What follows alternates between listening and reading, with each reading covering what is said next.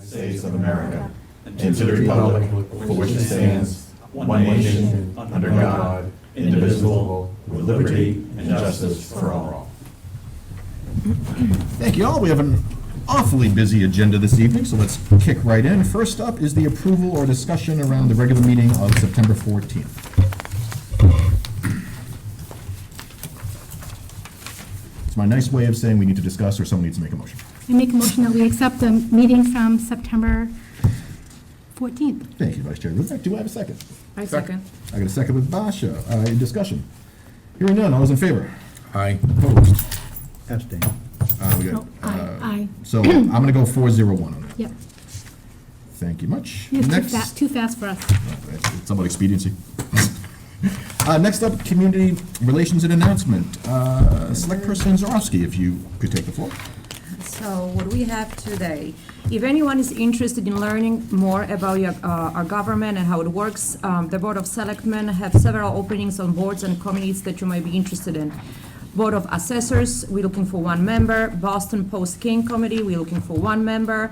We have Cultural Council, 3 members. Historical Commission, 3 members. Personnel Board, 5 members. WRTA Advisory Board, we're looking for 2 members. And Zoning Board of Appeals, 1 member. If anyone is interested, we have all that information available on the town website at www.townofcharlton.net. Next one. Fall Mini Road Cleanup, Saturday, October 2nd, 2021. Leftover yellow trash bags viable for a pickup on Tuesday, September 28th at Charlton Library between 5 and 7.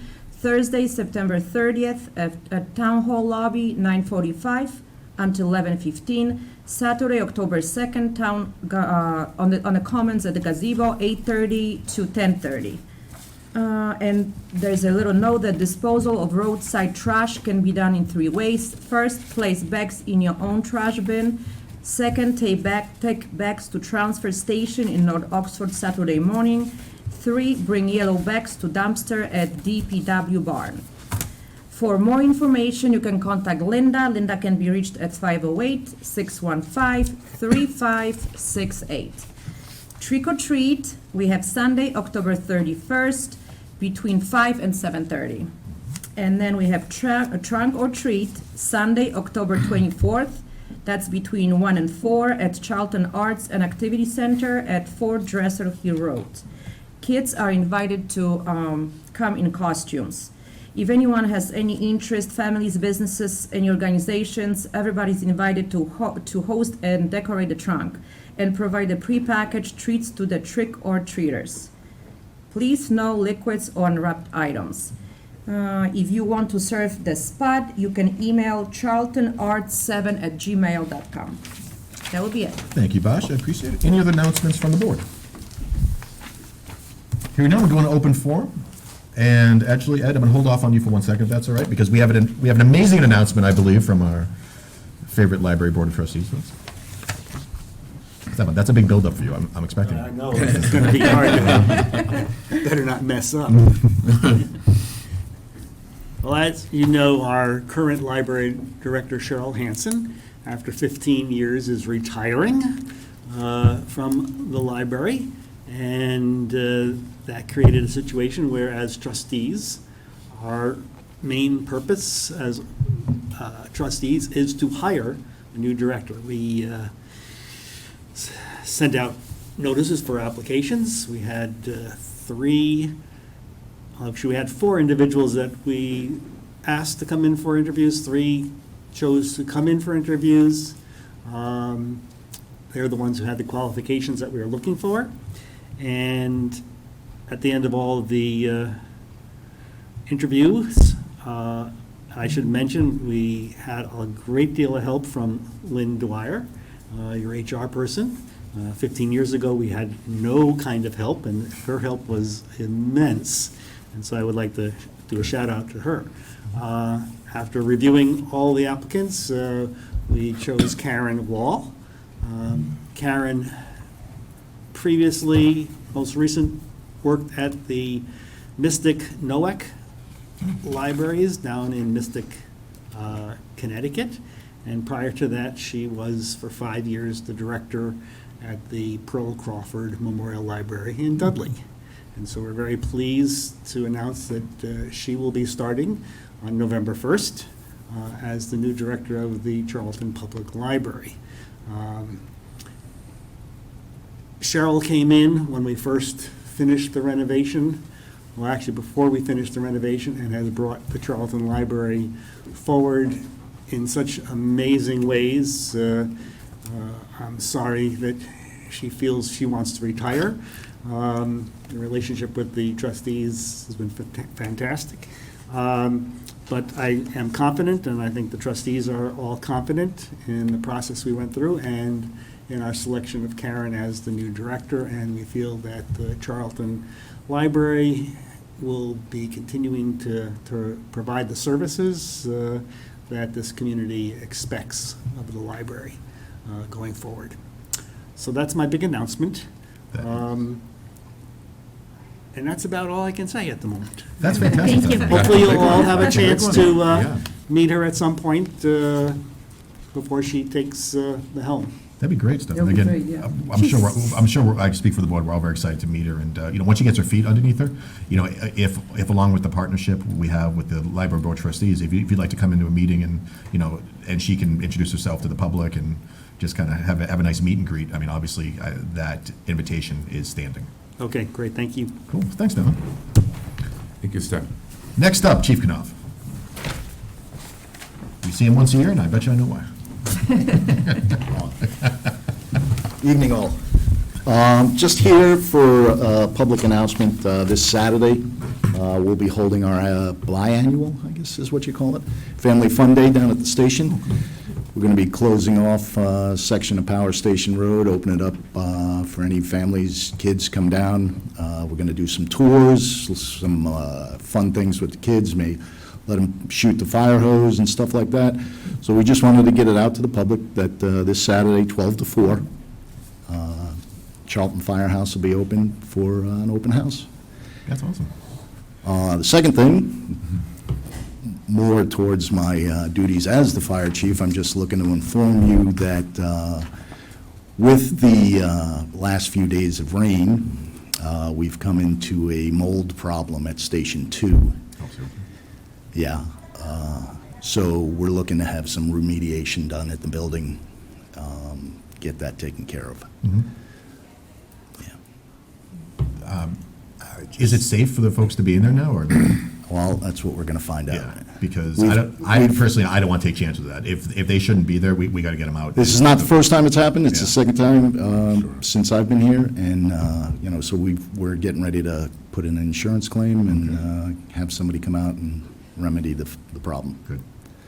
I will say that we've had some estimates provided to us, and basically the estimate on that building is to tear it down and rebuild something else.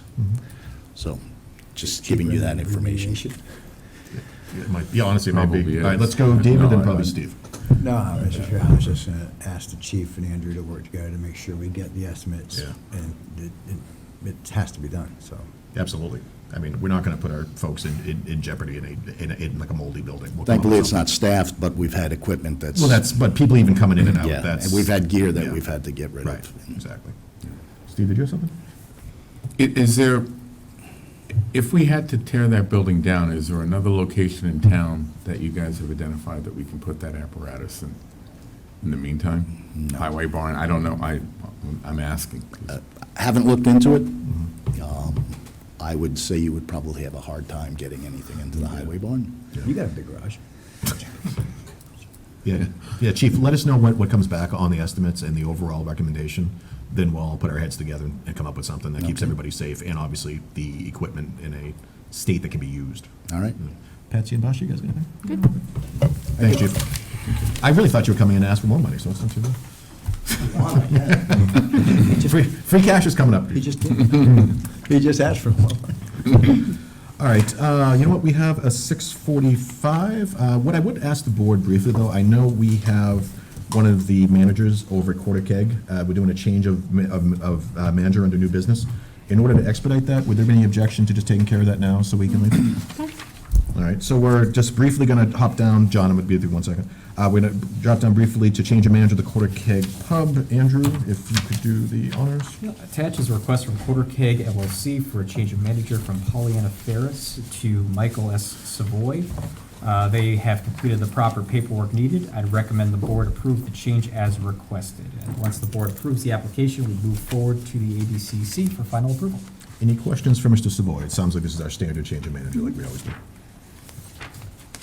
Hearing none, I'll entertain a motion. question. Oh, I'm sorry, Basha, go ahead. No question. Oh, on the thing, yeah. No, Sorry. just not a question, but a comment. I mean, Mike, I know you've worked, you probably signed up for a 40-hour-a-week job, and I know you're doing probably maybe 2 or at least maybe 3 times that, right? You started a restaurant in probably the worst time in a decade to start a restaurant.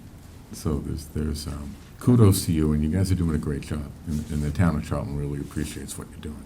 Thank you. We've been hearing good things from the people, and like I said, we're learning and trying to get better every day, getting our staff and stuff like that. You know, Bay Path people have helped quite a bit. You know, we have a couple kids from Bay Path working there now, and it helps them learn and helps us actually. Yeah.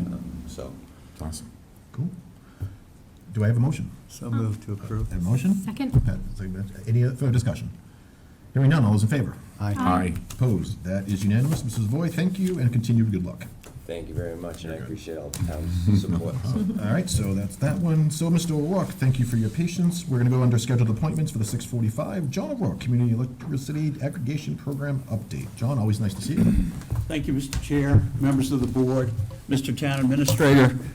Again, thank you for allowing me to appear before you tonight to give you an update on the community electricity aggregation.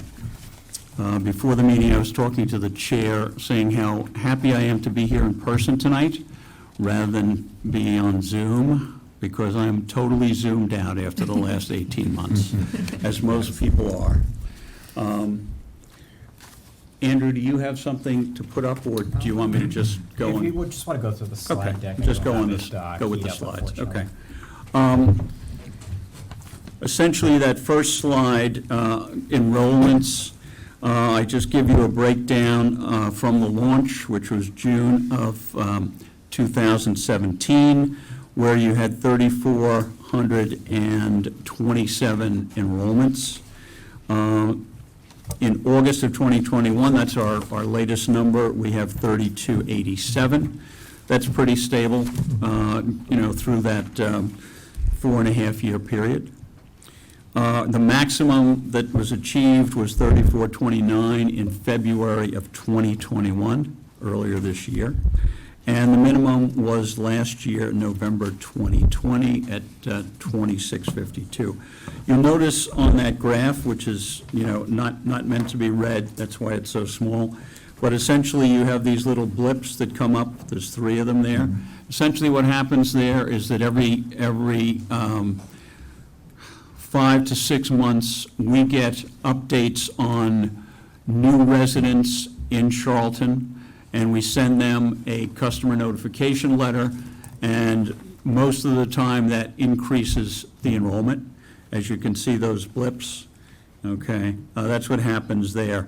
And essentially, we're going to do that again very shortly, and I'll explain that a little bit more in detail later. That next slide is savings that are cumulative, and every time we mention the word savings, we have to do a disclaimer that says savings are not guaranteed. We can't get that on here? We don't have a queued up. I don't have the slide presentation in email ready to go. But we can get it up on the website and Facebook after this. So Select Person Singer, absolutely, we will get the information out there. As you can see, that since the start, there's been a continual climb in that cumulative savings. You'll notice that there are a couple of places in the last year or so where it's gone slightly down. That's just because the summer rates for National Grid were very good during those 2 periods. What happens during those 2 periods is that there's there's less savings. On that rate comparison chart next, Oh, actually, John, just one quick thing. I just Sure. want to point out and actually call out that since the program was first put in, the savings is approximately $1.6 million Right. cumulative. So when we think around, I know often towns talk around, oh, so how can we all work together and save money?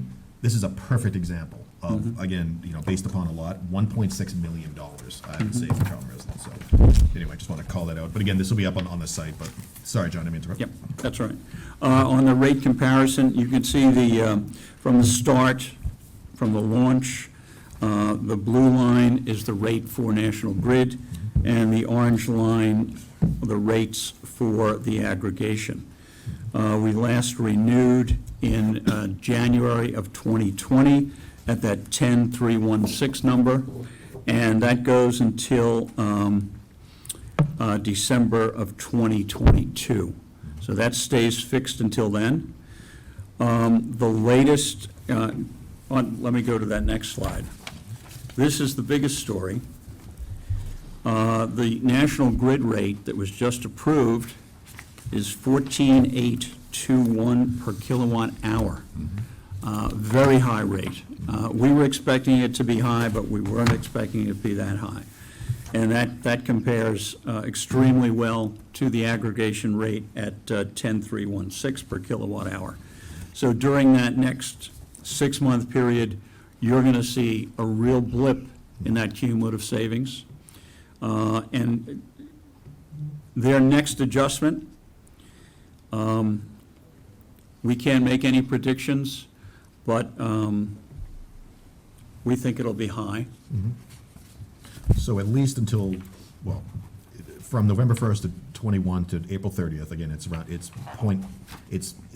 I'm rounding 15 cents. Sure. And under this program, it's actually closer to like 10 cents. It's really 4.5 cents that we're Yes. saving per kilowatt hour. Yes. It may not seem a lot, but that adds up real quick. Percentage-wise, that's huge. Absolutely. I mean, especially during the winter months with those folks who have Yes. electric heat, that's Yes. going to make a significant difference. Yeah, percentage-wise. It'll be substantial 50%. during this 6-month period. Yeah.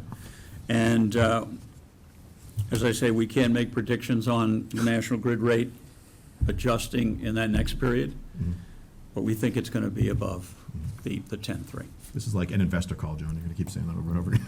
Yes, we can't make predictions like that. And certainly, as you know, Charlton goes out to bid at the same time as Millbury and Oxford. We put you all together so that you have a bigger load to attract those national suppliers, and that's worked out very well. The enrollments have remained stable, very tight range, and that indicates a very good acceptance of the program over this period of time. And I get some of the calls that come in. I've gotten very few calls from residents of Charlton. So hopefully, Andrew, your office is not getting a lot of calls. And I've told Kara and Mary, any calls that come in, just refer them to me. I'll take care of them, okay? But if you haven't received any calls, that certainly means that things are moving along nicely. Again, the cumulative savings have shown a very favorable trend, although savings cannot be guaranteed.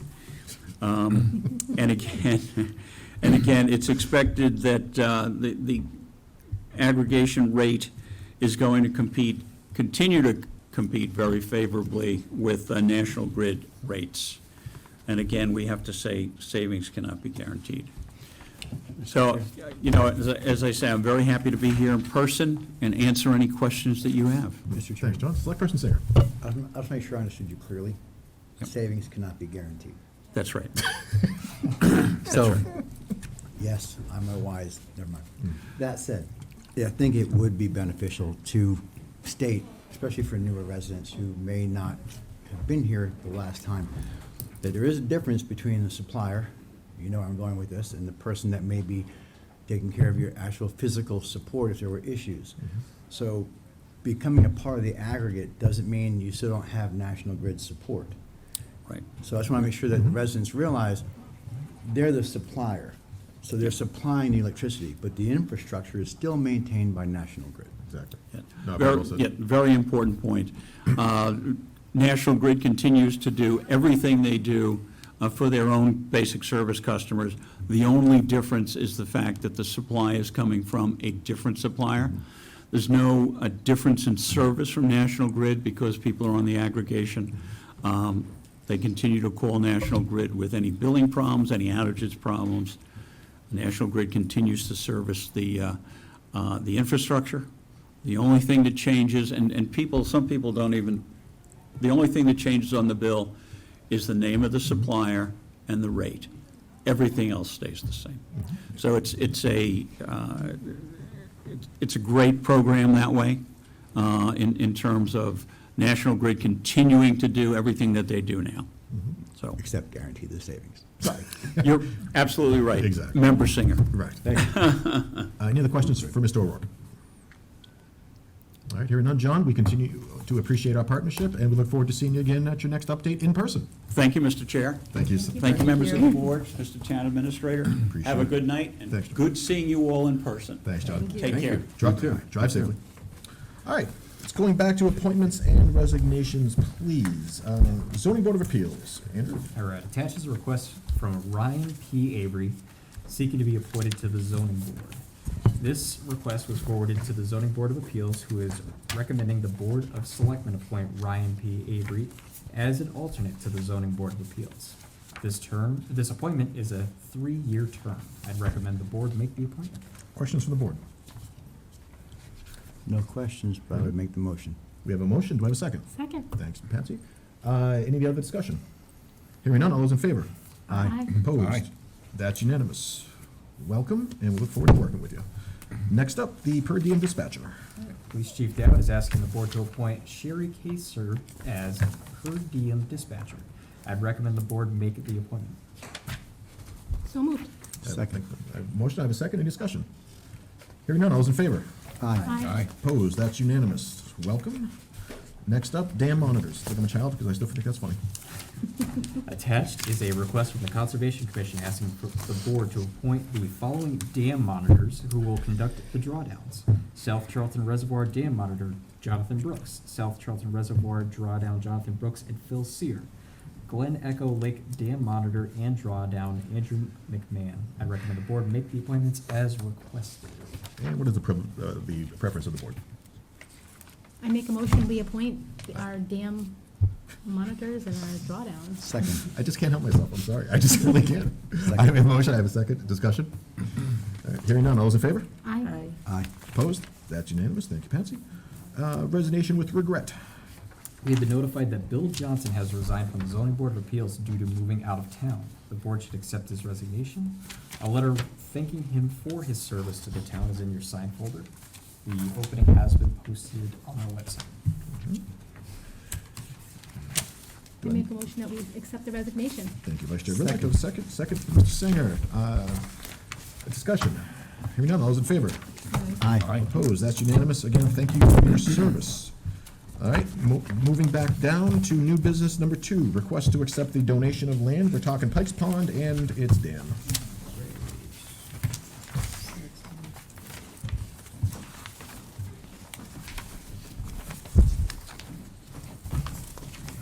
Hey, Angela. Good evening.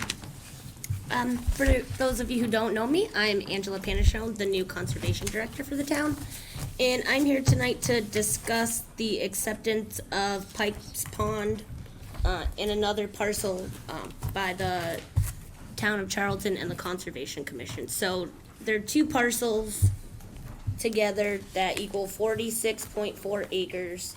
One's woodland, the other's the pond. I've highlighted them on the map if you want me to pass it around. Yeah, it can't hurt. I mean, I think we have a copy of it somewhere, but And it also has this point of deeded access.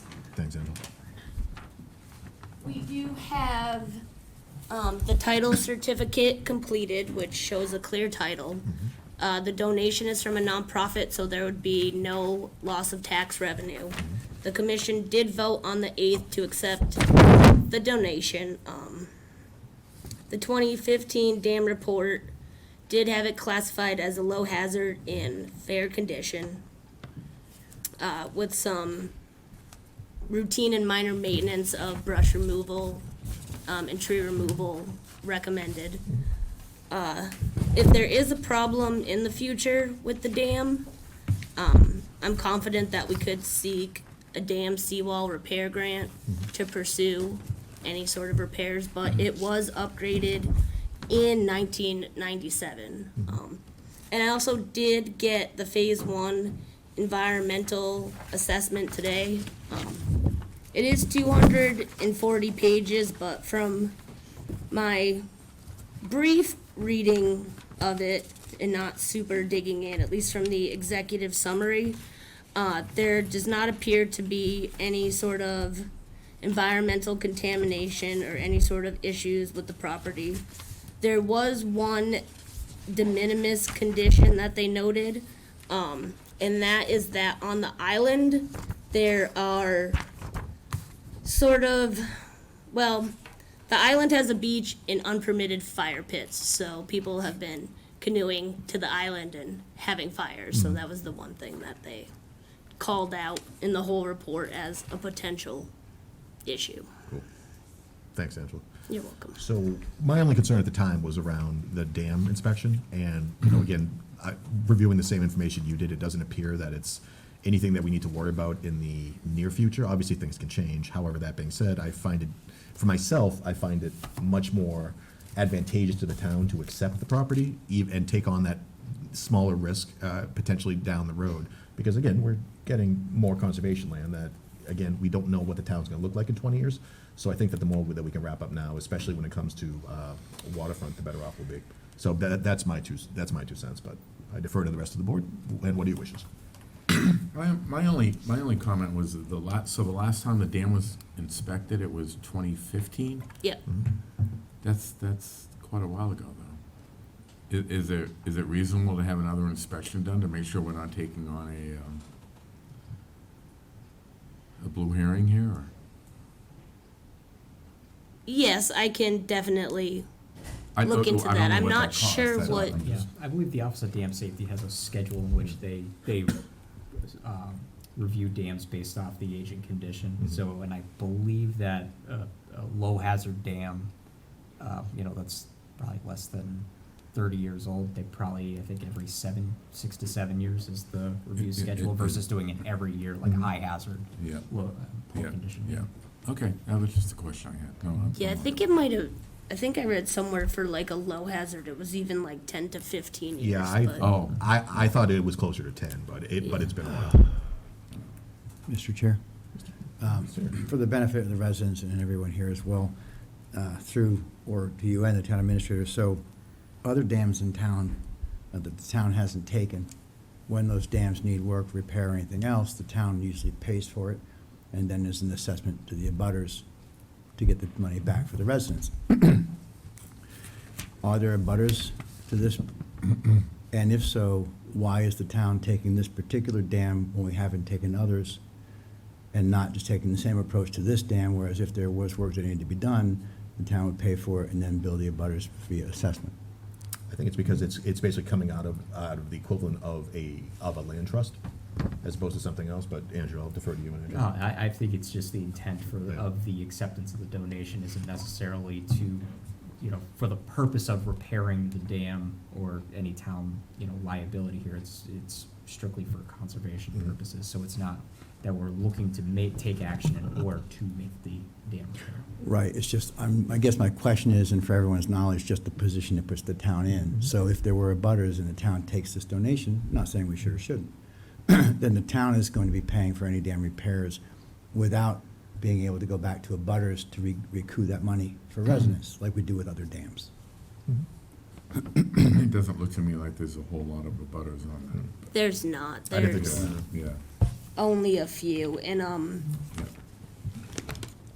I think one of the main reasons why the commission wants to take it is because the current property owners have stated that they'd look into dam removal, and that would definitely aggravate the abutters, and it would be a loss of a highly used recreational area, at least from the site photos. A lot of people have docks there. This is also one of the ponds 20 that butters? is That's subject a lot. to the federal MS4 permit for lake and pond phosphorus reduction. So we run into challenges with meeting those goals because of the privatization and being able to conduct stormwater BMPs in and around some of these lakes because they're private roads or private lakes.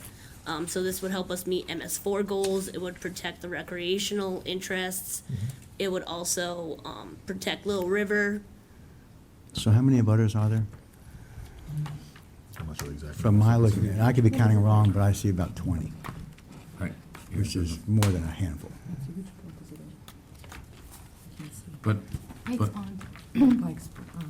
but the person donating the property in the dam is saying if we don't accept it, they're probably gonna remove the dam and just let the, They're, and yeah, let the they're lake going go to look away. into So take a that would into it. affect, so then it affects the property values of the homes around the lake.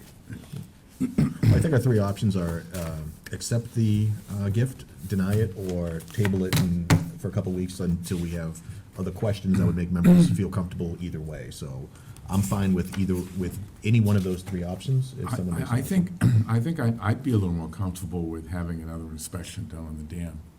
If they're looking to donate it or remove it, that's a little concerning to me.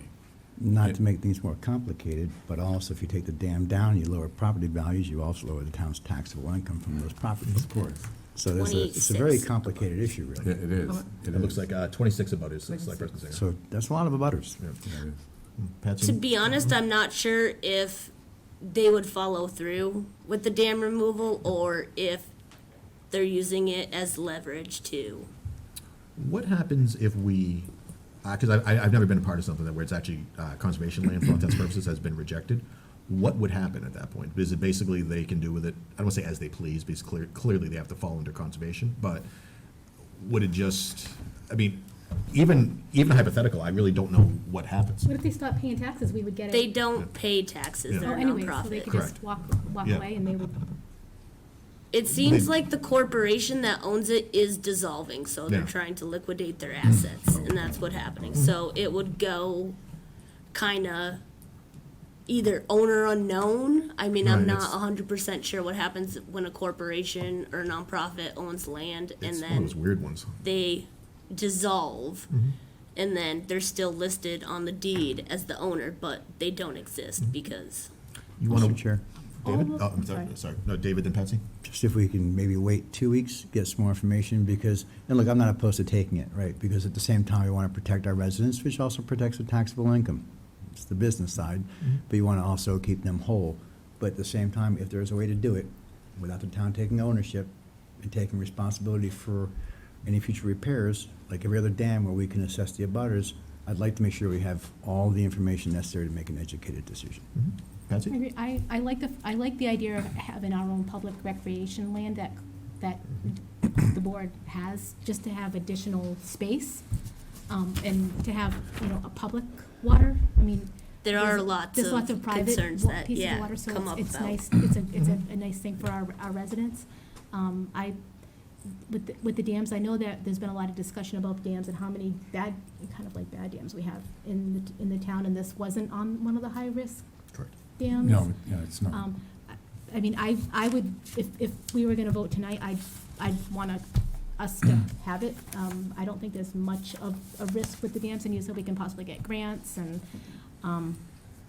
but I'm happy to wait the couple of weeks to get another inspection and, Can that be done within 2 weeks? Well, I don't know if it's Yeah, but to us- possible. We could at least ask. How about this? Can we just confirm though, for my knowledge, and so I can relay to them, that we're all in agreement, it does not need a town meeting vote under, the Conservation Commission Act for MGL Chapter 40, Section 8C, as well as, Yeah, I don't think it does. a I think gift it's of a vote money, Board of the Selectmen. grants, get gifts, and confirmation? I acceptance. did, I already got it from Yeah. Jim, yeah. Yeah, yeah, we're good, right? Yeah. Okay, so we, All right, has there been any public hearings with the abutters or anything, or on this topic? Because I would think they'd, I know that's opening up a can of worms, but, they're all gonna say we don't want to They- lose our lake.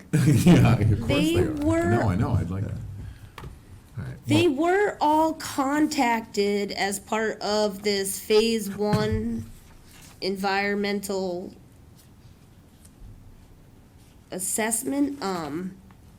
They had a letter, and then I read somewhere that there was interviews, but like I said, I just received the 240-page document today and only How about, Mr. Chair, read the executive summary and skimmed it. how about this for a suggestion? We table it for 2 weeks. We do the following. Angela, if you can go through the report in more detail, let us know what you think.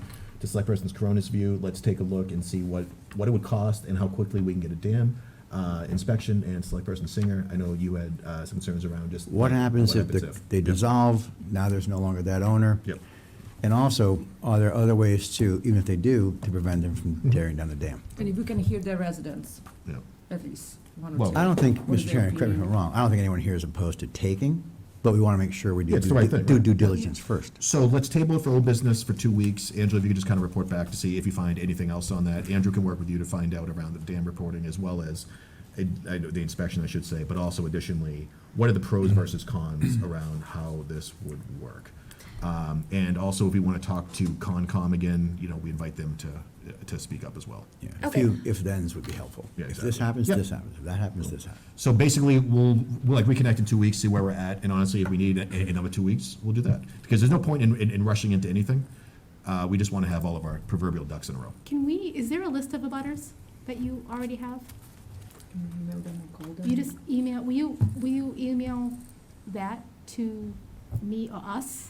I'd like to see if we could kind of reach out and get there. Just maybe send an email asking about what they. Yeah, we talked to Kathy too, we're just gonna figure it out, so, Perfect. all right. so- Yes, they definitely, I You don't have have, you don't a have to answer that now. screenshot Yeah, that's with fine. it that I Honestly, can yeah. send Yeah, along. just and- talk to Kathy with those folks. I don't know, how long does it take to get a dam inspection done? Can we do that within 2 weeks? or- Probably not, Probably not. but we can at least find What's out. that? We can find out what the timeline is. Yeah. Does Opposite anyone ends. object to me asking the donor to do that?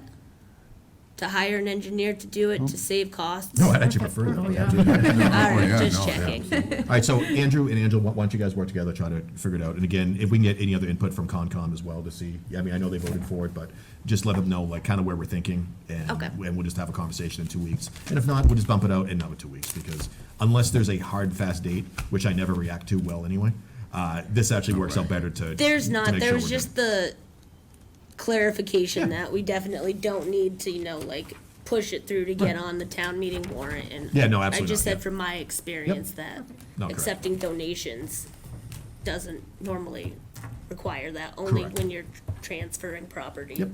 So we'll talk again in 2 weeks, or not, and we'll see how it works out. Cool. Angela, thank you. I Thank you appreciate very you having to go through 240 pages. Advanced science stuff. It's Thank you. nothing compared to some of the stuff. Sure. All right, thanks, Angela. Could I have that back, or do you? No, you can. Andrew, do you know what we're asking for? Do you have any questions for us? Cool. Thanks, thanks, Angela. Thank you very much. All right, And have a ne- wonderful evening. you too, Angela. You too, thank you. Drive safely. All right, next up, we're talking overlook and special alcoholic beverages and traffic and control permits. Right. Attached are 2 applications submitted by the Overlook Masonic Health Center. Application for special alcoholic beverage license and traffic and control management permit to be used during their annual fall festival on October 16th, 2021, from 10 a.m. to 3 p.m. at 88 Masonic Home Road. The applications were forwarded to Police Chief, Building Commissioner, and Fire Chief, which have been approved with the stipulation by the Police Chief, who recommends one detail during the period of alcohol being served. Per the board's policy, if the special alcoholic beverage license is approved, the dates on the license should be the day before and the day after the event, to allow for the alcohol left over to be picked up. The recommended motion would be to approve the special alcoholic beverage license and traffic control management permit with the stipulations as listed above. The only thing I'll say on this is that I think it's gonna be a great event. I do like Chief Dowd's recommendation on, as well as the building commissioner and Chief Knopf, around details on special events like this. I think that'd be a nice policy for us to either craft or just have unofficially on a go forward. We're not talking about a person having a party at their house, but where we're having larger special events who may not have as much experience, let's say, like a tree house who literally does it every day, I think the better off will be. But, that being said, I think this is fantastic, and I'm sure it's gonna be a lot of fun. But as always, I defer to the board. If anyone does want it, there's a motion at the bottom of the page, or we can discuss, or Mr. take a Chair, motion and discuss. I make a motion to approve, so long as all the stipulations are met. Second the motion. Okay. Any discussion? Nope. All right, and hearing none? All right, all those in favor? Aye. Aye. Opposed? That is unanimous. So we're good to go. We look forward to hearing about a great event. Next up, we have the Nfc discussion with the planning board. I see John and Jean. John, you guys want us to wait for anybody else? Because we can do a couple other things first. If anybody wants to raise their hand, see Ross Lemansky. Yeah.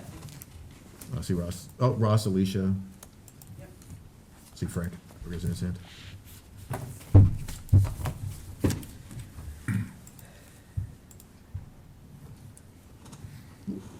Look at us with technology. Look, we actually know what we're doing.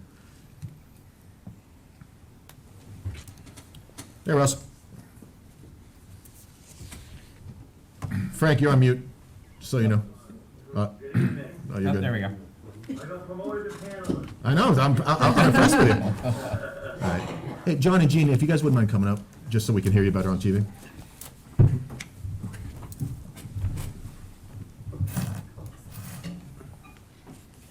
All right. I honestly don't know this, but I'm assuming the answer is yes. Ross, do you have to call a meeting to order? I do, we do Yeah. have a quorum. Yeah. We do, all right, you want me to go ahead and do that, Mr. Chairman? Feel free. So, right. yeah. Being September 28th at 7:15, like to call a planning board meeting to order with the board of selectmen to discuss the NEC. All those present, please, can do a roll call. Jean Vincent, Here? Alicia Schick, Here. John Smith. Here. All right, anyone else that I do not see on the camera on Zoom, please speak up. We don't see anybody, Ross. I think we're good. Okay, perfect. All right, thank you very much, Mr. Chair and the Board of Selectmen for having us here tonight. Thanks, Ross. So, Chairperson Lemansky, we're in receipt of a letter that you all sent over. Just wanted, so there's no misunderstandings, I just want to make sure that the views expressed tonight and in the letter were of all the members of the board. All right, Ross shaking his head. All right, cool. Now, Ross, what I recommend is just because of logistics, expediency, and quite honestly, professional courtesy, what I'd love to be able to do is turn the floor over to you or whoever's going to speak, and then the rest of the board members on your side can speak in totality without interruption. We'll do the same, respond as we would, and then I'll give you guys the last word. So, Yeah. Chairman Lemansky, how do you want to handle it? Do you want to speak, or do you want to have someone else do it? I'll give the floor to Jean Benson if she wants to speak just She doesn't look happy, Ross. okay, that's why I call, ladies first, that's what I was talking about. Either way is fine, I think, so we're good. All right, so Jean, if you want me to go, or? Yeah, I'll defer to our chair. Go ahead, Ross, you're up. Okay. All right, so, we sent the letter and we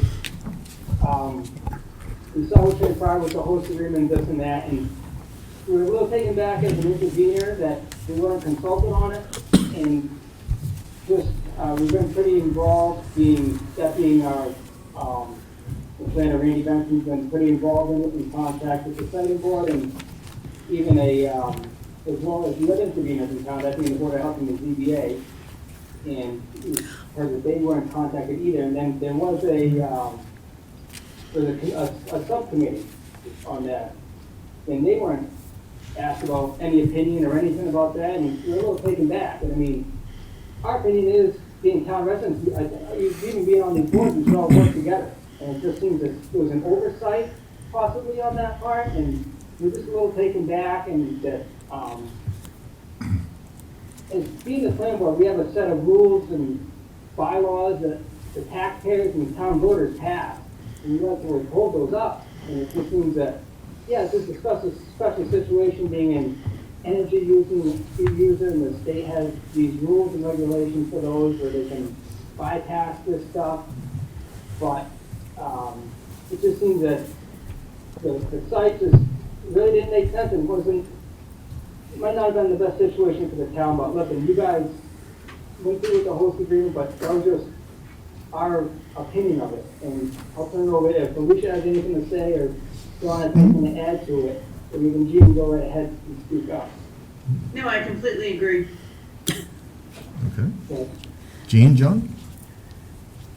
Not speaking for Gene, but I think Ross has got it pretty well.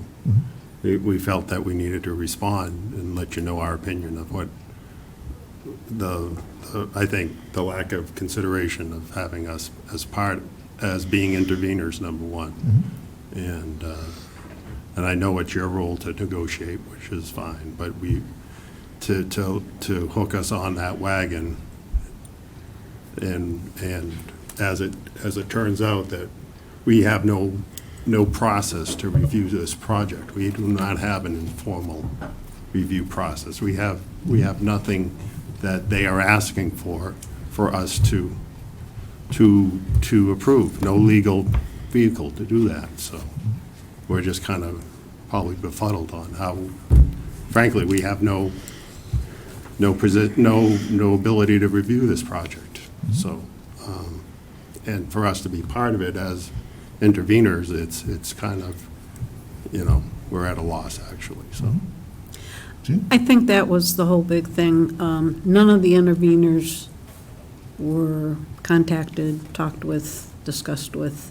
And the reason we did file to be an intervener was because we had, I don't want to say issues, but we had a lot of questions that we felt needed to be answered. And all of a sudden, everything was going along fine, and all of a sudden, there was no communication to any of the interveners. That was alarming. And sometimes, we had Amy, who was supposedly our legal representation, and as it turns out, it's more or less the select board is dealing more with Amy than we are. We haven't heard from her in a while, and she was supposed to be representation for the interveners. That was, some of these things are just alarming, and why, how, who, what, when did it all happen, I don't know, but if it just slipped through the cracks, that was a big crack. And I think As Ross put it very well, we're going to be blamed for everything that goes wrong, even though we have no say on anything that goes right. Tell us, Steve, sorry. And just getting back to Gene's point, I think, and I remember, I think before, the year of COVID in 2020, we did talk, and there was a meeting, and we were kind of hashing out maybe a possible, what a host agreement would look like. And there was language in that we were asked to be stricken from it, or reworked, or to kind of, somehow include us as a review process, or a stamp on the process, so we could address the concerns of our bylaws and such. And that's the last we heard of that. So just the process, just kind of what's going on.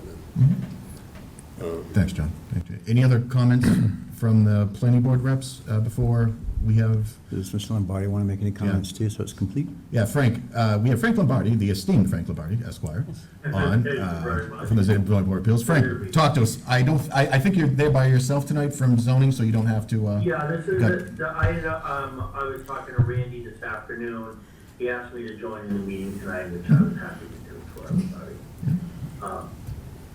Do you have anything that you want to throw out there? I mean, my concern is I really haven't read the host agreement, and I did read the EFSB approval, and some of the some items that they had brought issue to, the EFSB essentially said, well, the town of Charlton, waived this in the host agreement, or waived that in the host agreement. My concern at this point is that if, what's laid out in terms of their approvals and what's in your host agreement doesn't necessarily come to fruition, that you would have the opportunity maybe to revisit it. I think that the NEC folks, you know, I attended one of the EFSB meetings with Inspector Charlton and Randy, the town planner, and from our engineers that we hired or whatever, that they raised some questions that what is approved may not physically be possible to do, and if that turns out to be the case, then, you know, hopefully, and they come back to you guys or to the state, that we could revisit some of that stuff. And I think that there was some concerns about fire apparatus being able to get up the hills and things like that, and even the EFSB said that they needed to constantly monitor and talk with the town and the state on whether or not that those things could actually happen. So, and you know, I don't know anything about the tax part of it, but I do remember talking with the previous tax assessor who really didn't want to give any sort of tax relief to them. I understood the reasons why, and I agreed with those. So, you know, my concern is that that in any building project, it never turns out the way that everyone anticipates it to go.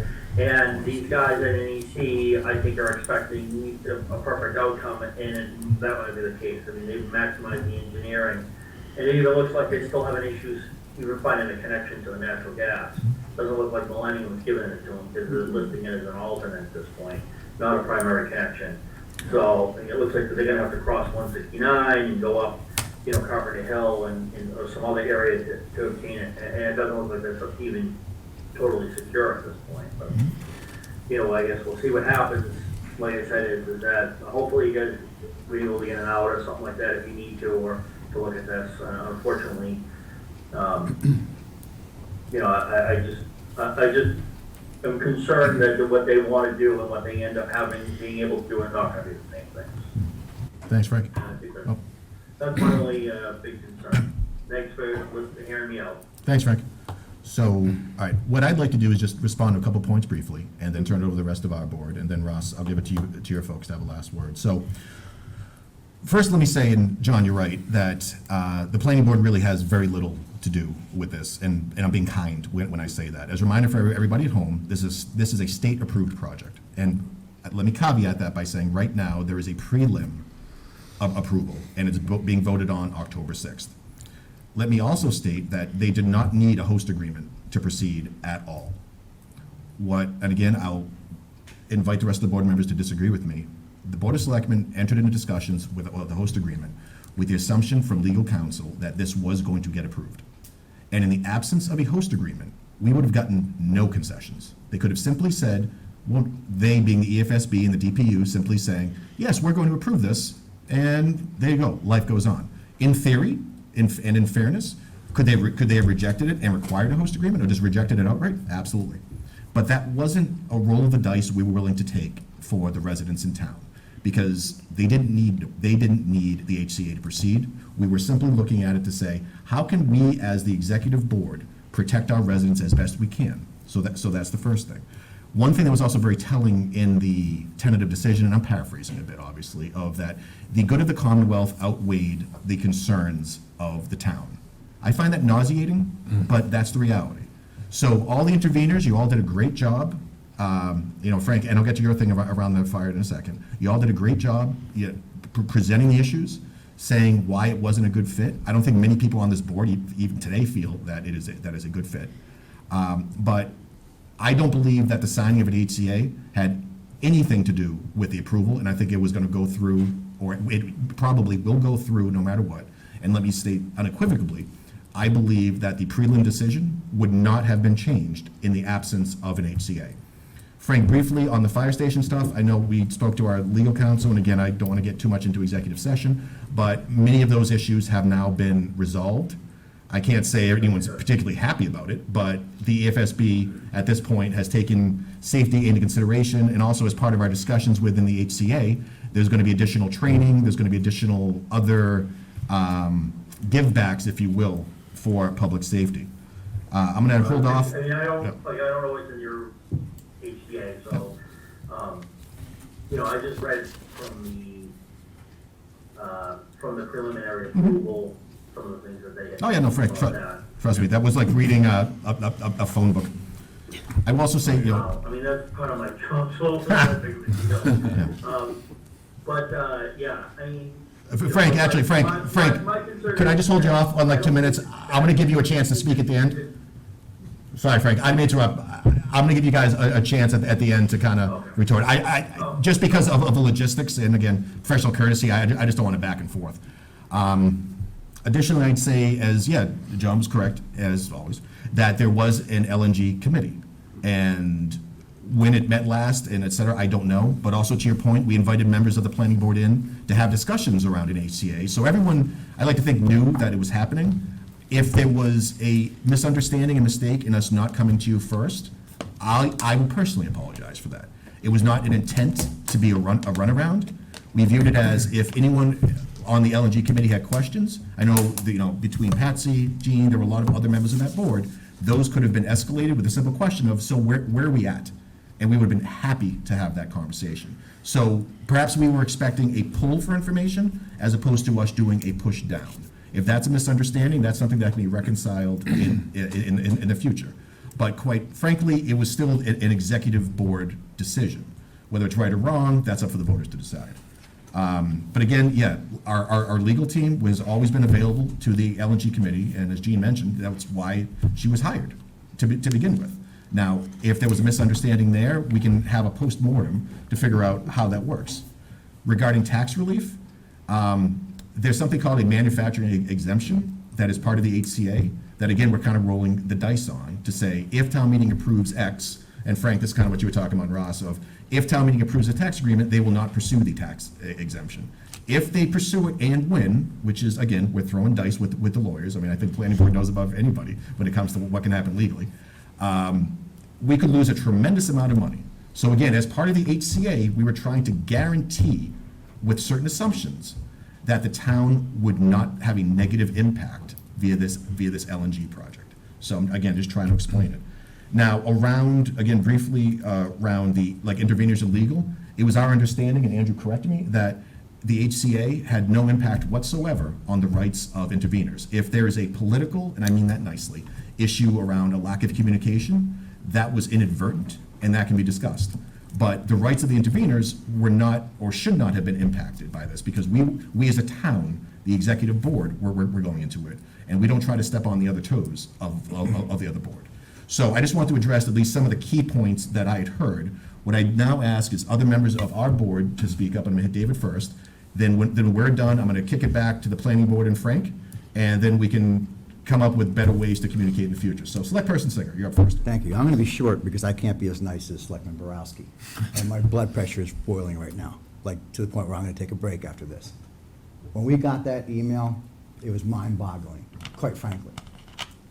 The planning board has a role, the board of selectmen has a role. In effect, and I'm going to summarize, what you're asking for to have happened would be akin to the board of selectmen basically saying, we don't want the planning board having site plan review without our involvement and consulting with us first.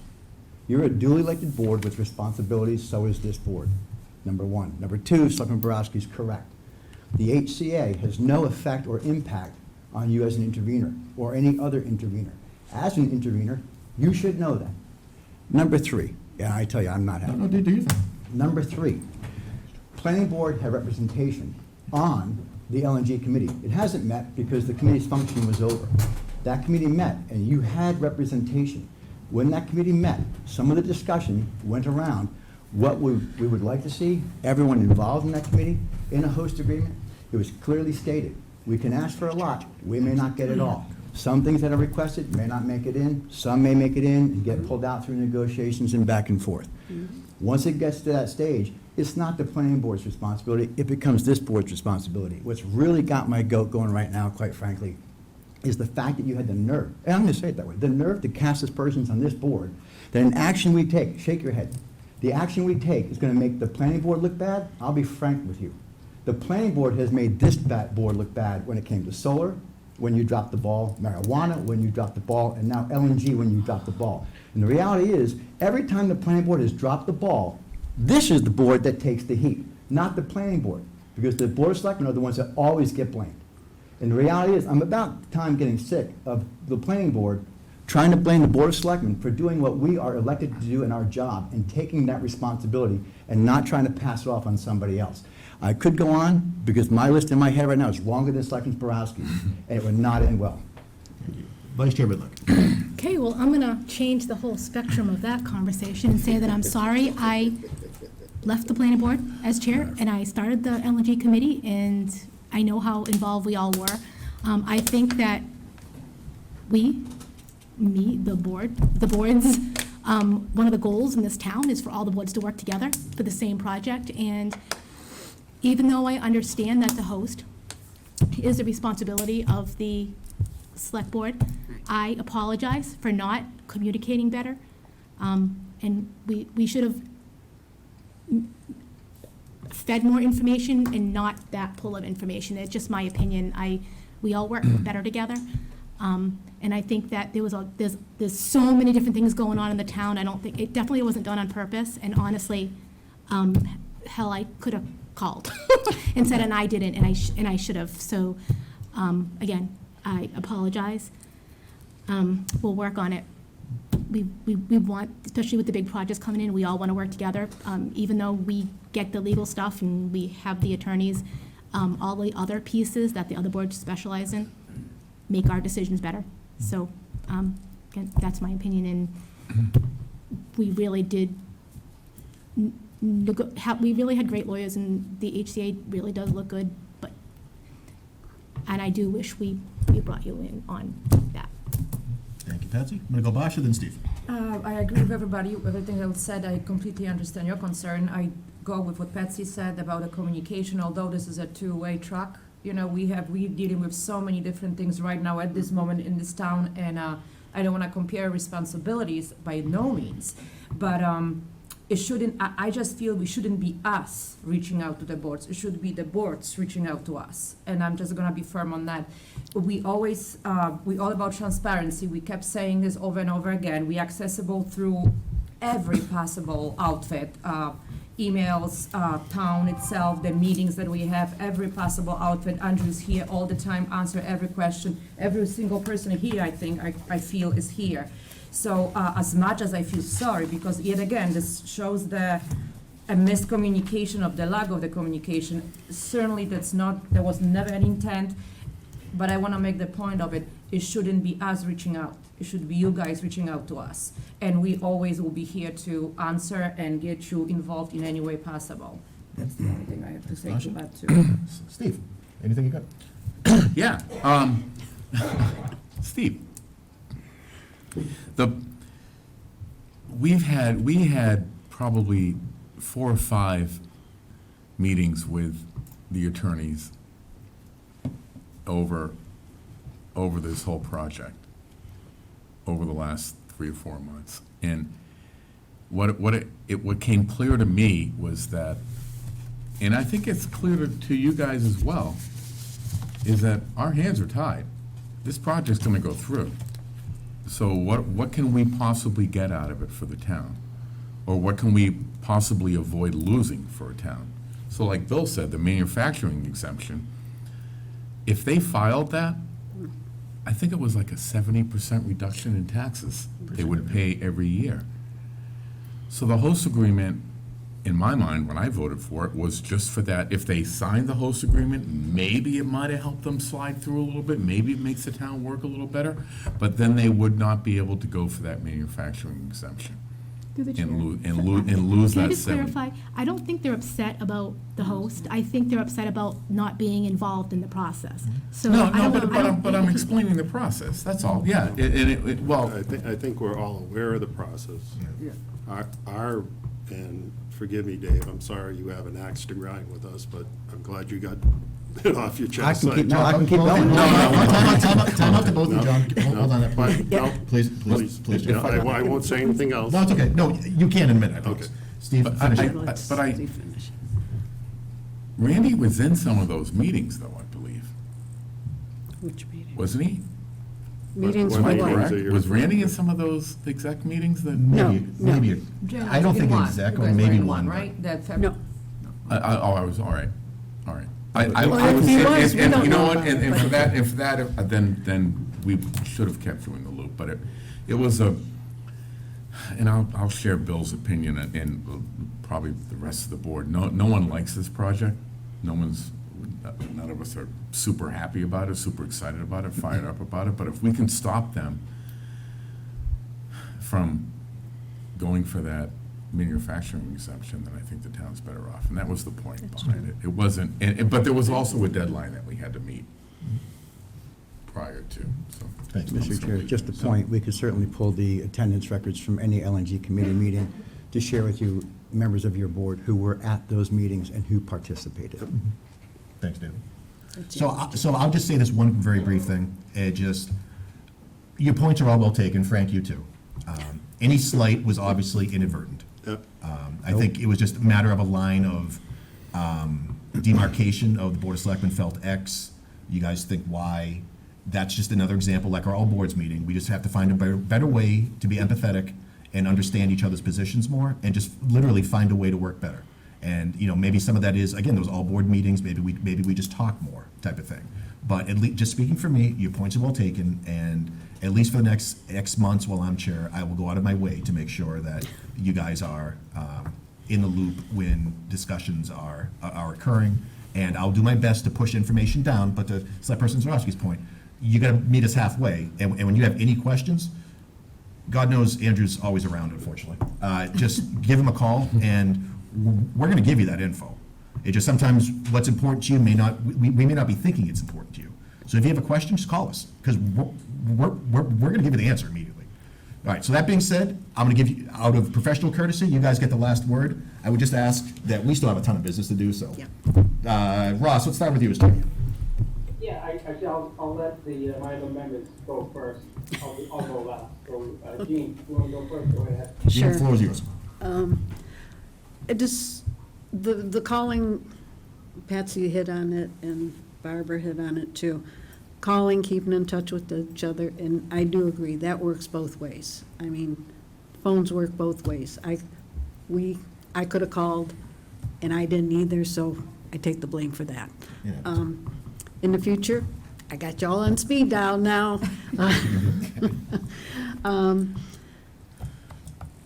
Can you read what I wrote? Gene, Oh, I the- guarantee your handwriting's still better than mine, don't worry. The one thing I think that really sort of bothered us the most was, or one of the big things was, the interveners were not kept informed as it went along. We were to a point, and all of a sudden, we didn't, and that's when the phone calls should have started. And hindsight is great, lesson learned. And I understand that you are trying to protect the town by them not claiming that manufacturer's thing, because that is. Exemption, yeah. But from what I'm reading in the host agreement, and I'm not picking or anything, but what did we get? I mean, and I guess this is not the time to answer that, so, and I guess my only other question was, when you refer to the attorneys, would that be Amy, or is, okay, Mhm. okay, I wasn't sure, already. I didn't know if there was more than one, or, okay, I mean, she may have been, she may have used other resources at her firm, but. I'm sure, but- okay. But Amy was our much like yours, was our single point of contact. okay. Let's go All for right, it. Alicia, do you have anything? I've got nothing. All right, that's fine. All right, John Smith. Just to reiterate, again, we're not trying to step on your toes about negotiating. That was not the intent of the letter. We have no mechanism to protect the town. You protecting the town or getting the best deal for the town, that's, God bless you. And I For- think we all knew Yeah, that the host and we- agreement we was you, understand. We're and not- as well as the TIFs. That's Board of Selectmen. Just- That's why we backed away from that. The language, we will not have, we cannot protect the town using our zoning bylaws if they're able to override them at every corner. So maybe when they're digging across Route 169 or in somebody else's property, we might have a shot at that, but if that's covered under, then maybe the neighbors are gonna come and say, why is this happening, or, that's my concern. My concern is that this town, and we're gonna have a few other large projects coming in, and if we're not able to at least have some type of construction oversight on this, it could go, awry fairly quickly. We have a good firm that reviews all the plans, and we are painstakingly go through these sites and these plans to make sure that these things are gonna be successful, so. And again, to John's point, and again, I'm not, this is both for the people at home. Yep. The planning board cannot help on this. If you have questions or concerns around this, call the EFSB and the DPU. Their hands are tied. Yep. Again, 10-6 is the final thing, but do not blame the planning board for this. So I'm trying to get as clear as I possibly can. I'm gonna go Frank, then Ross. Oh, Gene, I'm sorry, John, were you all done? I'm sorry. I am done. Sorry. Thank you for your time. In my opinion, the host agreement is totally within the authority of the selectmen. The zoning board, me personally, that's totally up to you whether you wanted to contact us or you wanted, that's your role. I totally understand that. My only concern tonight was that I think that, after seeing some of this stuff and what they're gonna approve, that it might end up changing, and we should just keep an eye out if it does, and how to address it going forward. Other than that, and I think, Bill, you're right, this is not something that the state takes way out of our hands, and there's not really much that we can do, and as far as the state's concerned, the good of the state is better than the good of the town, and Of course. Having spoken to legal counsel throughout the whole process, the chances of us successfully, getting them to stay out were slim to none at a very, very high cost. So, that's my concern, is that, the things that they approved in there, that if they change, that we should just kind of keep an eye on them. Thanks, Frank. Other than that, gentlemen, thank you for your time. Didn't want to, Dave, I understand, there was a lot of emotion going in all this for the past couple of years of this as well. Thanks, Frank. All right, Thank you very much, Chairperson. gentlemen, ladies. Sorry, Frank. Have a nice evening. Thanks, Frank. Chairperson Lemansky, final word. All right, I'll just be short. Just my main whole thing was just the communication. And it just seems that it seems that it happened back with the whole marijuana facility proposed project at the Orchard, where there was a lack of communication between the select office and the planning office. I know that members have changed, administrators have changed, but I just to see it happen again, that was just the main thing. And I think that's what my whole thing behind the letter was, the communication. So especially being in town, we all got to work together, all of us do it. Agreed. And if we're not good if we're not working together. And it's not doing, yes, we're donating our time here, but we're not doing any of the voters any favors if we're not working together, working in unison to be on the same page. So that's what my whole thing was. And thank you guys tonight for having us and hearing the comments that we have as a board. Thanks, Ross. Ross, what we should do is actually set something up between you and I to kind of touch base every month, just to kind of see what's going on. And then, maybe future chairs can do the same thing. Cool. Without a doubt. All right? All right. You guys have to adjourn if you're done. Let me just adjourn real quick. Yeah. Motion to adjourn here, the planning board here at 7:46 on 9/28. I'm ready to go 7 months. Second. All right, all those in favor, do roll call. Jean Vincent. Aye. Mrs. Yip. Hi. John Smith. Aye. Ross Smith, aye. Thank you, guys. See you guys. Thanks again. I'm gonna take a 2-minute recess if that's okay, only because I have to get some water. And use bathroom.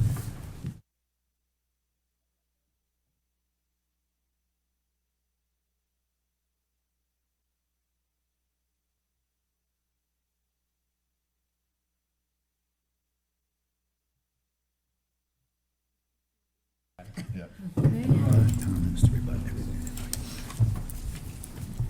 Thanks, Drew. Thanks, everybody. I really needed some water, so I appreciate that. Next up, we're bringing in our friends from Blue Water to discuss the Amazon Community Partnership and TIF agreement under old business number 1. Alex, I see you out there. What was we looking for? Brad Green. Oh, yeah, we're trying to get Brad in. Good evening. Thank you. Good to see you all. Alex, before we start, who are you rooting for in the Tampa Bay Patriots game this weekend? Who am I rooting Yeah. for? Patriots, All right, good. of course. All right, good answer. I just want to make sure. Brad, how about you? Patriots. All right. Oh, you hesitated there. I was gonna say. Yeah. Well, you know, I'm a born and raised New Yorker, so it takes me a minute. Oh, Just saying. yeah. An even better answer then. All right, so we're here tonight to have a prelim public discussion around the community partnership and TIF agreement, because I believe, you will hear in a bit, that we're looking to get something on the November town meeting for discussions about it. So Andrew, I'm going to start with you, then we'll go to Brad and Alex. And Brad and Alex, once it's your turn, just give us the 30-second elevator speech about you guys again for people who haven't seen you before. Actually, if the members of the planning board want, why don't you guys come up and sit so you can watch the screen, be part of it? Yeah, Brad, just let me know if you want, do you want me to Sit up share front if the you- presentation from my side, or if you have it on your side? If you could share it on your side, that'd be great. Okay, all right, no problem.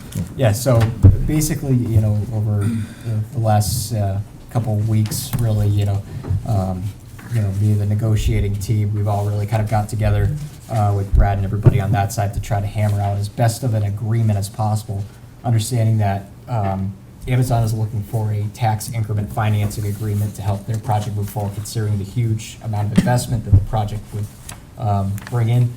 But in recognition of that, also coming to an agreement with some community partnership money to come back to the town for certain dedicated projects that we feel would go a long way. So really, Brad, Alex, the whole team, I think we had some very great discussions as we went forward between Basha, Steve, everybody else who was at the table in those negotiations. Kathy Stanley from the Director of Assessing, she's been immensely helpful through this whole process. So I'll turn it over to Brad, and just give me 1 second to just share the screen to kind of get the PowerPoint up here. And Brad, we're going to be talking about this more obviously prior to, so I don't want to get into too much detail tonight, but so if you could give us what I affectionately call the elevator speech about it, that'd be helpful. Sure. Thank you, Mr. Chairman and members of the board. Brad Griggs, for those who are not familiar with me, Senior Manager of Amazon's Economic Development Team. I lead our Northeast and Mid-Atlantic expansion efforts. We're here tonight to talk about our proposed facility there in Charlton.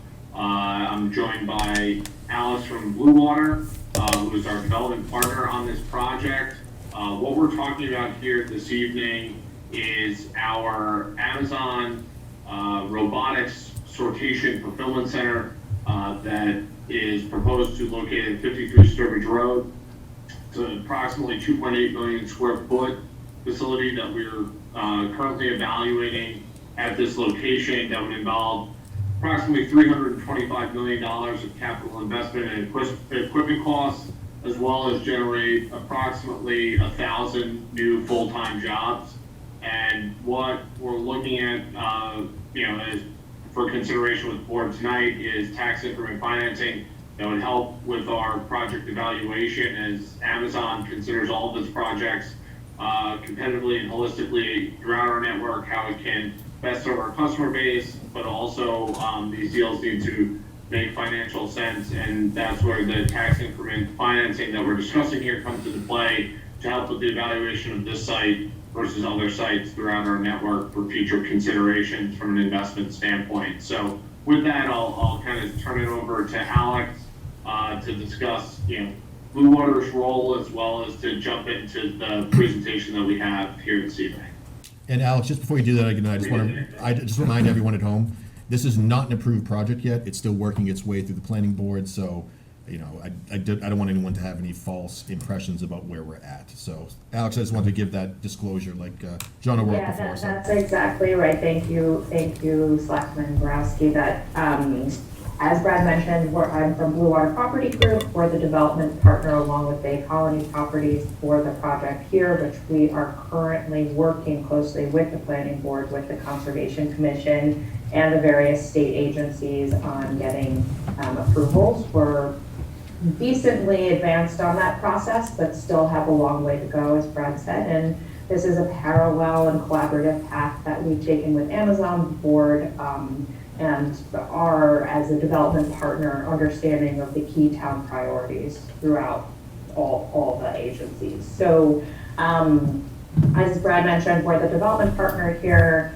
We're responsible for entitlement as well as construction, execution, and so forth. So, I really have to hand most of this over to Andrew. I mean, we could walk through it together, but Andrew has been such an important and instrumental person in getting what we're about to present done, or hopefully done. So just a quick kudo to Andrew and Kathleen really for digging into this and coming up with a way that is beneficial for everybody involved. Yeah, agreed. I just also want to offer my thanks to Andrew. He's worked very hard on behalf of the board and in helping structure this agreement. And we appreciate the partnership between this board, the planning board, and all of the town officials who have been working on this project to date. Thanks, guys. You're not getting a raise. I know, seriously. I should have told him that, in the middle of a contract doesn't help. Yeah, I was gonna say, But yeah, Andrew, I'm happy to kind of run through the slides and have you and Brad both chime in. I mean, and this has really been a team effort. So. So I'll go through it, and just if you guys want to add on to anything that I might miss. So Can you move them, their videos over so that we can read the rest of the. Sorry, I'll put you in a spot that I can see you while reading the rest of the screen here.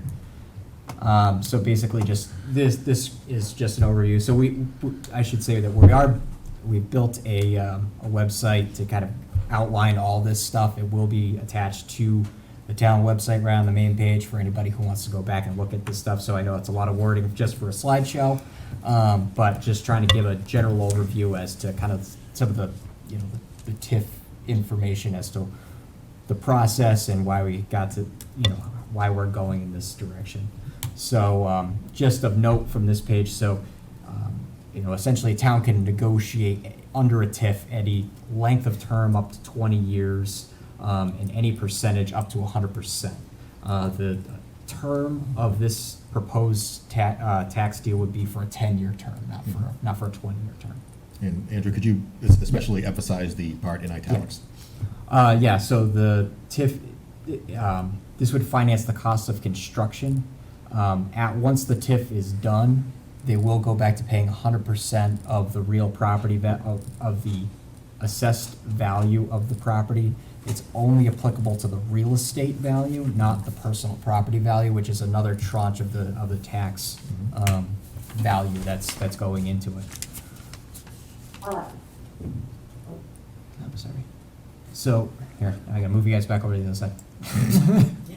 Andrew, I'm not sure, sorry, if I may, I'm not sure, I can only see the first slide, the intro slide. I'm not sure if you reviewed Hold on. other things. I don't know if Let's everyone see, sorry, I'm already else up had to like, experience. hold on, let me make sure Alex, we're on the proposed TIF slide, but Yeah, I'm not goes sure to show that we're if not. anyone else is having this experience, but my screen is still stuck on the, Correct. In the display that's being broadcast, I believe it's only showing the intro slide at the moment. All right, give me 1 second to see if I can fix. Stop the share, start over. Yeah, let me just stop sharing and try to start over here. It happens to be on Teams all the time. Yeah. Share screen, let's try.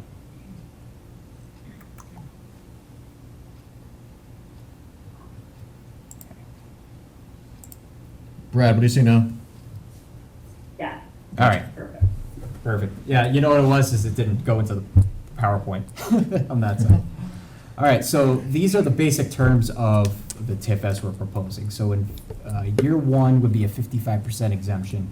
What 1 and 2 is 55%. Year 3 and 4 is 50%. Years 5 and 6, 40%. Year 7 and 8, 30%.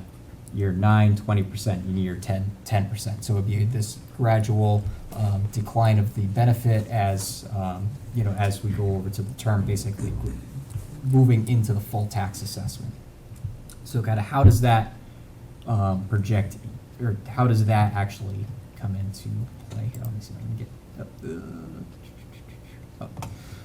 get just some additional information about it. So the proposed tax, again, pertaining to the value of the land, not the personal property, and it's the improvements on the property. So whatever the base valuation is not included in that TIF.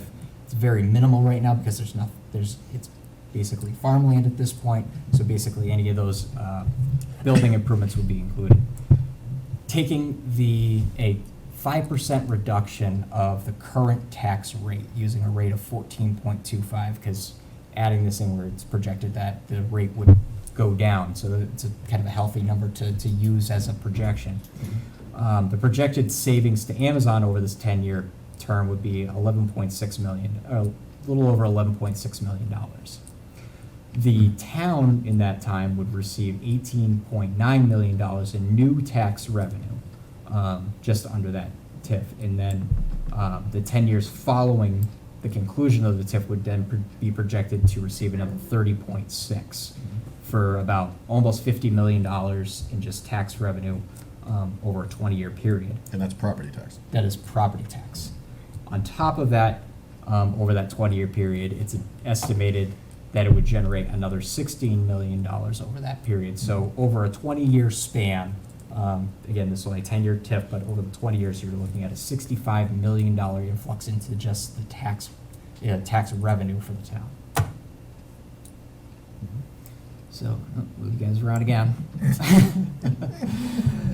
So this table basically outlines kind of how that, over the 10-year period, that assessed value comes in. So you can see if we use that value of $215 million for the real estate property itself at a rate of 14.25, and let's just say that value did not change over that 10-year period, you'd have a total tax bill valuation of just a little over $3 million a year.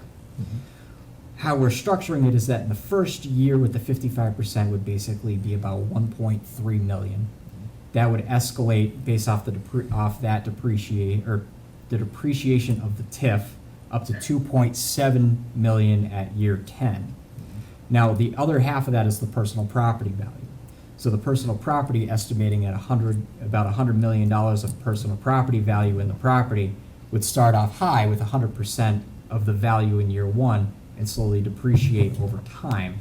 So essentially over the term of the TIF, that the total tax amount that the town would take in would actually slowly increase, kind of compensating for both. So over that period, the lowest amount the town would take in total taxes is somewhere around $2.6 million, escalating all the way up to $3.4 million in year 10, and then at full tax value based off of whatever the personal property is.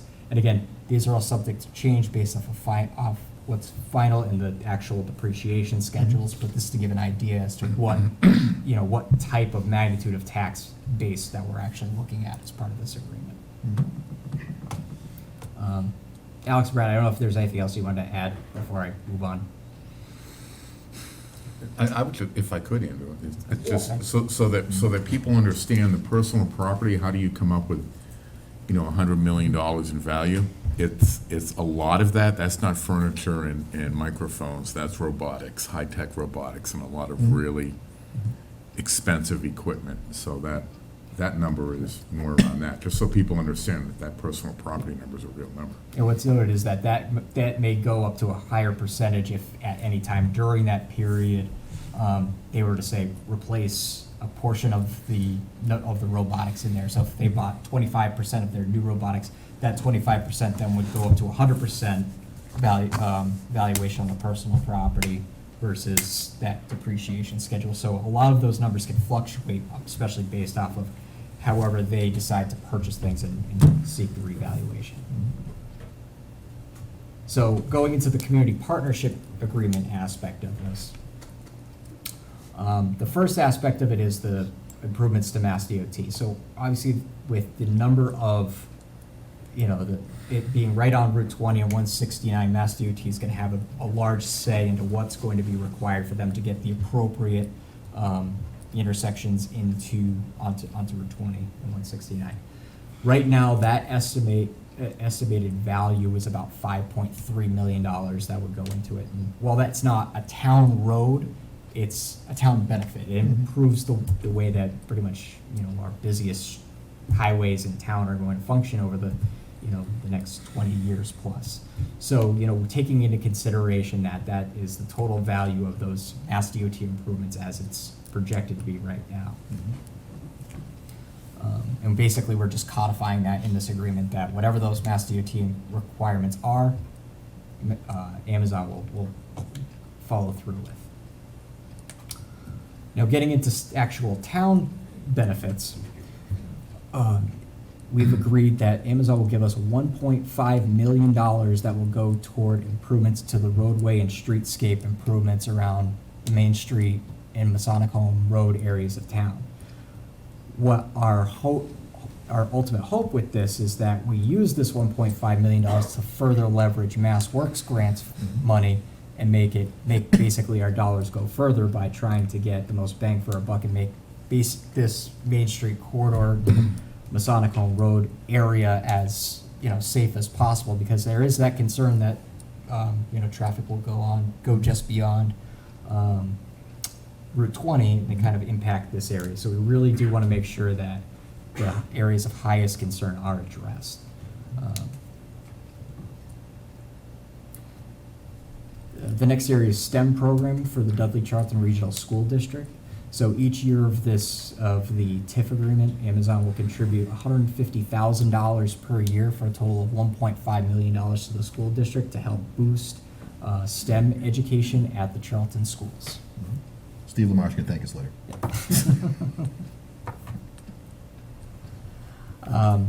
Next area is public safety equipment and programs. So understanding, there's that public safety aspect to it.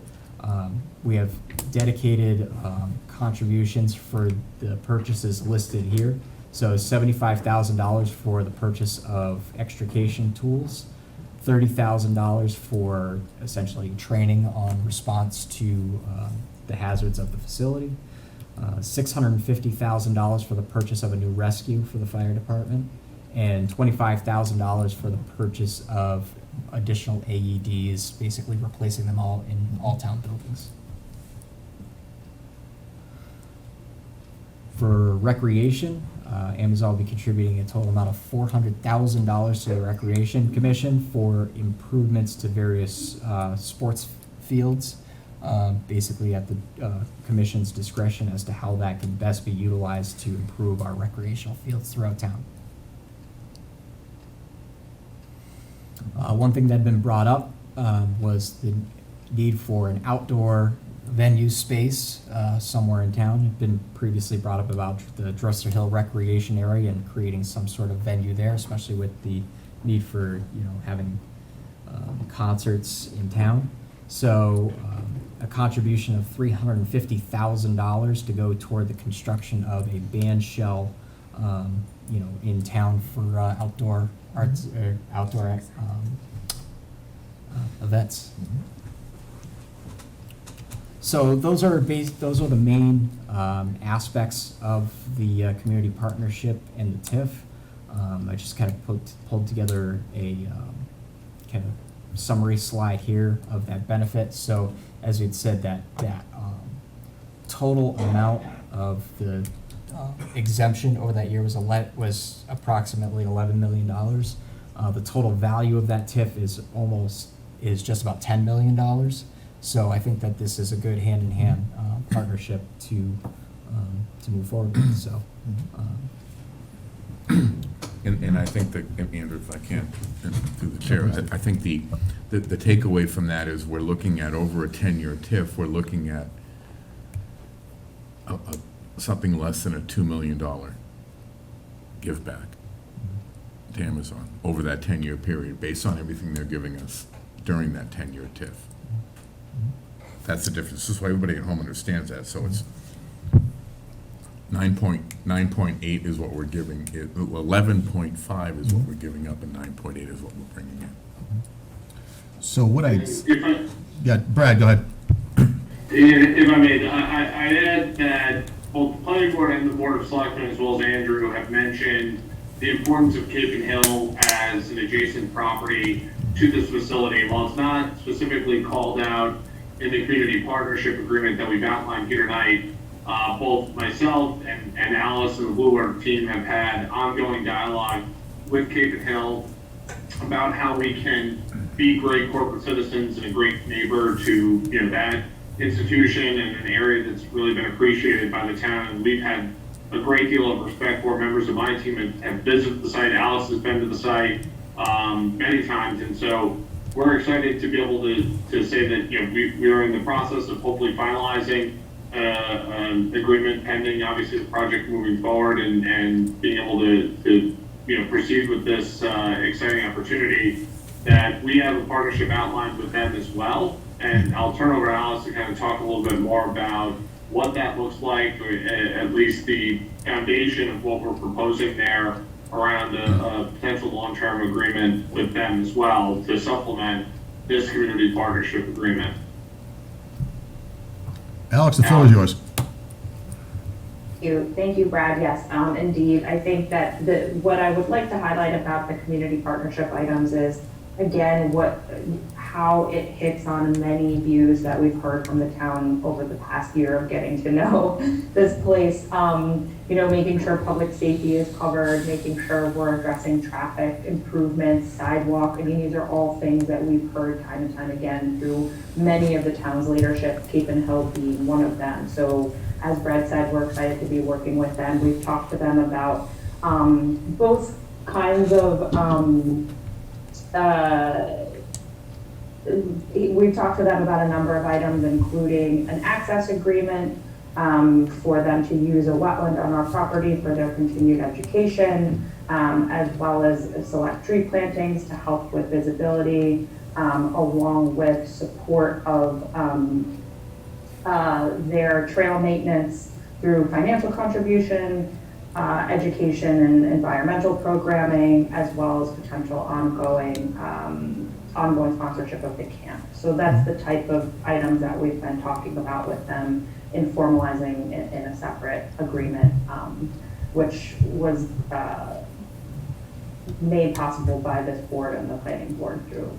Exactly, yeah, so we're excited about that, you know, where it's the additional enhancements to Cape and Hill through financial contributions to continuing education, to the, you know, science and environmental education programs and the camps that they do there, as well as potential membership opportunities for us as their neighbor, and so, or hopefully future neighbor. And so we're excited about that, as well as the contributions directly to the town that are proposed here.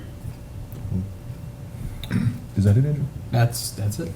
So I'll just say very briefly, and to be candid, this is the type of project that alters the fabric of a town, and it's not necessarily a bad thing. I want to commend Blue Water, Amazon, obviously our negotiating committee, with coming up with conceptually, I think, something that's very fair, that not only will maintain what we love most about our town, but it'll also provide additional enhancements that will allow us to grow in a smart way. So again, pending the planning board decisioning, obviously, and seeing the last and final agreement, if you will, that we are going to put forth in the November town meeting, I am 100% in favor of what I'm seeing. Again, I know there's some I's have to be dotted, T's have to be crossed, but I think this puts us in a position to grow as a town in a fair way with a good community partner. But again, we're going to have lots of conversations between now and November, so let me turn it over to my colleagues to see if you have any thoughts, at least for now. Obviously, we're going to talk a lot more. No, we're good. Steve, you good? Cool. Yeah, I'm good. Anyone from the, oh, I'm sorry, Steve. I'm pretty kept up to speed on Yeah, that. exactly. Anyone in the audience want to say anything for now? No, we good? questions? All right, again, we're gonna have, honestly, a lot more conversations between now and November and a No lot one's more raising their details. hands or anything up there? That's it. Good call. Anyone online wanna come on and ask a question? Thanks, Pat. No, you got nothing. All right, Brad, Alex, I'll give you guys the last word. I have, go ahead, sorry. Go No, ahead, go Brad. ahead. Start first, please. I was gonna say a tactical thing. I think like many of what we hope to accomplish over the coming months is hosting Zoom sessions. We'll be posting on Charlton happenings, just to make sure that we're giving the public ample opportunity to have a direct line. Probably mostly with myself, just reviewing the TIF agreement, making sure everybody understands the components, and then addressing, simultaneous questions that have come up naturally through the planning board. So I would just say everyone look out for, Zoom sessions that I'll be posting through Facebook primarily, and I appreciate this board and the planning board's help in getting the word out, so we can really start to help the town understand. Cool, thanks, Alex. Agreed, Brad? yeah. Reiterate Alice's comments there, whether it's questions through Andrew and through the board here, we want to, answer them. We want to be able to educate the town on what this project entails beyond. We've obviously appeared before the planning board several times as well as before this board. So we just want to make sure that there's transparency and education available for those that have questions related to the project and related to the TIF and the community partnership agreement presented tonight. And again, I just want to reiterate my appreciation for Andrew and for the board, and for you, Mr. Chairman, here this evening throughout this entire process. Thank you. No, Brad, thank you. Thanks, Brad.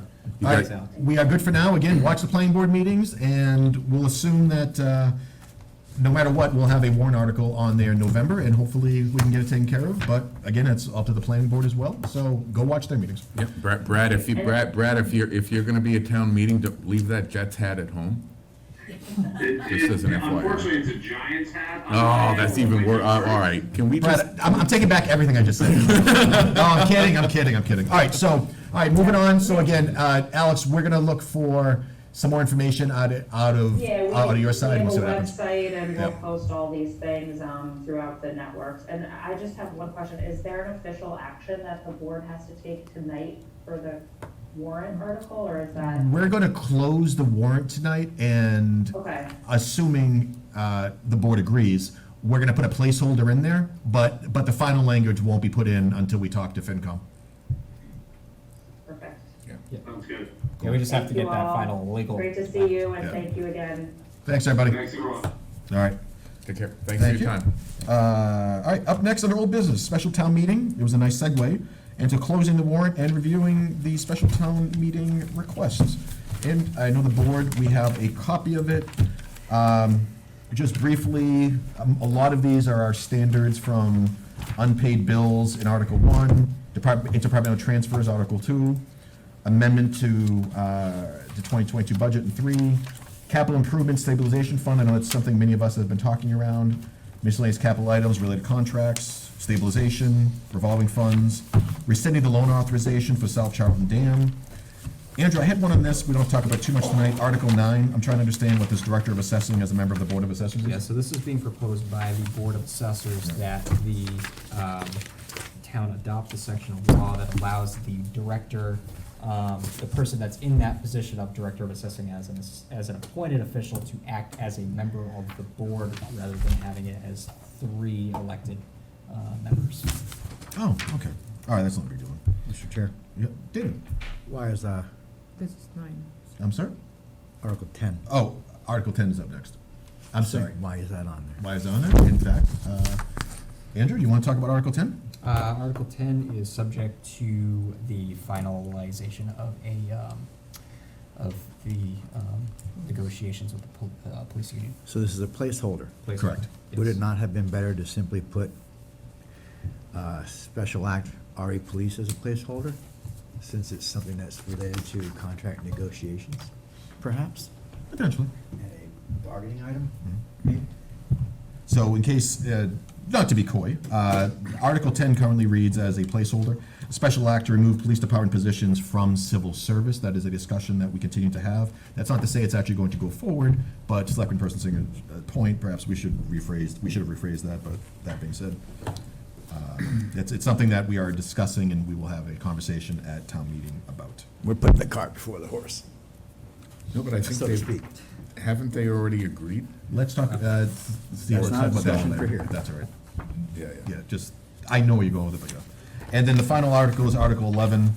I'm sorry, forgive me, there's two ones. Our Article 11 is actually around the Amazon TIF that we just kind of talked around. And then Article 12 is a zone change, which is always interesting, going from agricultural to community business. Is that planning board or is that citizen petition? Planning board. Planning board. Sorry, it's a citizen's petition that went to the planning. Oh, okay, one of those, gotcha. Cool. So we'll wait for our friends on the planning board to see what that is. So basically, what we are looking at for tonight is, all we want to do is close the warrant, and again, it's Monday, November 15th, 2021, at 7 PM. And we're going to have more details in the upcoming weeks when we meet with FinCom and go over each individual item. But for now, we're just looking to close the warrant to say, no mas. So moved. I have a motion, I have a second. Second. Thank you. Do I have discussion? Hearing none, all those in favor? Aye. Aye. All those opposed?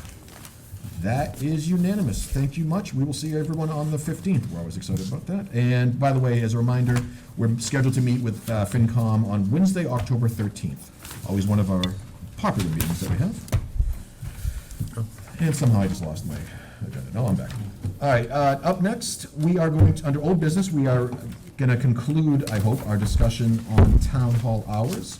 I discussed prior to Select Person Singer, we knew we couldn't make it last meeting, and we had our own discussion. I know he was kind enough to follow it afterwards and watched the tape.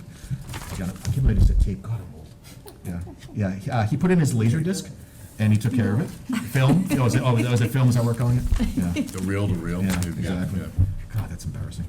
So let's talk town hall office hours. Select Person Singer, not to put you in the spot, but I will defer to you if you want to speak first, and then we'll take it from there. Thank you. So I will say, obviously I'm not making any friends tonight.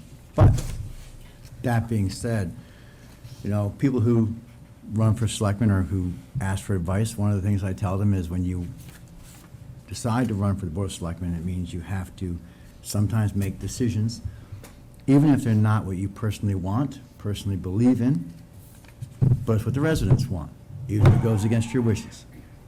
Or you want to make a vote because it's going to help people you care about, doesn't make a difference. And so you have to sometimes vote against your heart and vote against what you want, and it's a hard thing to do, and if you can't do it, don't run for office. That said, I did watch the meeting, and there were some comments that I actually found quite concerning, a little embarrassing, that I was ashamed to hear come out of this building. Also, there are many people in this building I've known for a long time, and whether they know it or not, I'm sure some of them do, I actually care about them very much. But my responsibility is to the taxpayers. I was disappointed that we had to ask repeatedly, I think, check the records, but I think at least 3 different times, for plans from the town's different departments on how they would address availability on Fridays to take care of residents' requests if they needed it. We didn't receive that. We got plans, but they weren't plans on how they would address in-person needs on Fridays if we weren't open. So the reality is, to this day, we have not received any of those. We've received a few, which are more or less in defense of why we don't need to be here on Friday, because people can do this. I can't make a decision because of that. And I will stress, I've known a lot of people here, and I care about them very much, but that cannot be my overriding decision-making factor. Also, what I found troublesome, and I'm going to be honest about this, when I heard elected officials and employees of the town, for all intent and purposes, put the onus on the residents of this town who pay the taxes to tell us why we should do business the way they want. That was just shameful. I couldn't believe it. It was just embarrassing. If an elected official feels that it's upon the residents to explain to you why they want something, don't be an elected official. You're in the wrong business. If you want to work in the public sector, and you want the public to explain to you why they expect their government to be run a certain way, shame on you. Don't work in the public sector. We serve the residents, period. I want happy employees. I love many of them. But we work for the taxpayers. To suggest they have to answer to us why they want, my jaw dropped. We work for them, not the other way around. Now, I agree, because I work 5 days, they have to. That's not a reason. But there are also many other good reasons. And I don't care if you talk to 10, 20, or 50. There are thousands of residents, and we already know from survey and communications and personal conversations, a significant percentage of them want access to this building on Friday, regardless of whether they come in weekly, yearly, or randomly. If they have a need and they want to talk to someone in person, a live person, that they darn well have the right to have access to that person on a Friday. Now, like Selectman Borowski has said, I'm not opposed to being flexible. I'm willing to allow the department heads to figure out how to staff town hall 5 days a week, even if the employees only work 4. You could have one person in the office work Monday through Thursday, and another person in the office, we have a lot of offices with at least 2 people, that person works Tuesday through Friday. That way, none of the employees have to give up their 4-day work weeks, but town hall is still serviced 5 days a week, giving the public access in person, face-to-face, if they need to talk to someone, whenever they do. I know people who work retail. Their days off are Fridays and Sundays. They can't come here for close on Fridays and Sundays, so basically we can't serve them. Their concerns were not, I don't care if they work 5 days or 10. There aren't even 10 days in a week, but the point was, they can't get here during our working hours because they're retail employees. There are so many valid reasons, but the reality is, I shouldn't have to ask any resident why they want town government run a certain way. They tell us, and it's up to us to honor those wishes. So, that said, Mr. Chair, my belief is town hall needs to be open 5 days a week. I don't think we should do it tomorrow, or even next month. I think you need to implement, or the board or town should implement a plan, giving department heads advance notice that whether it's effective November, December, January 2nd, whatever it is, these will be the hours. And between now and then, figure out what employees will work what days to cover those hours. You could wind up with the same hours we have Monday through Friday, but add Friday hour, Monday through Thursday, sorry, but add Friday hours. Full day, half day, whatever it may be, and figure out how you have to tweak the schedule to get those hours covered. But we know we have enough residents who want to be able to come in here. They may not come in here for 10 years, but when they have that need and they want to come in here, and that's the point, and they need someone, they need to talk to someone, they shouldn't come here and find a door locked. So I think we give the employees and department heads time to come up with a plan, a flexible one, to figure out how to staff this building for certain hours on Friday, where they have to do shift schedule changes, but come up with a plan to open the building. Thank you, Selectperson Singer. I'm going to get back to that in 1 second, if that's okay. Yeah. Any other supplemental information from our prior meeting that other board members would like to bring forth tonight? Because I would really like to put this to bed one way or another tonight. From our prior meeting, or? Oh, just in as general. rebuttal with Jeff? Oh, either one is fine. I would just say, generally, it's always good theater to have like debates amongst ourselves, but since we all have our like individual vote, I would just kind of say, let's try to keep it on the focus of the actual topic. But that being said, Selectperson Gronis, please feel free. Yeah, I mean, and I'll be blatantly honest with this. 6 months ago, I was all for opening 5 days a week. And then I started peeling the onion back, and I started looking at it, and I realized my decision was an emotional-based one, not a practical-based one. And then when I started looking at it, I looked at Oxford, I looked at Town Hours, Dudley, and Leicester. The town of Charlton Town Hall is open 1 hour longer per week than all of those towns. The town hall is open to the public 39 hours a week. Dudley is like 37, they're all like in the 36s, 38s. We're servicing our community.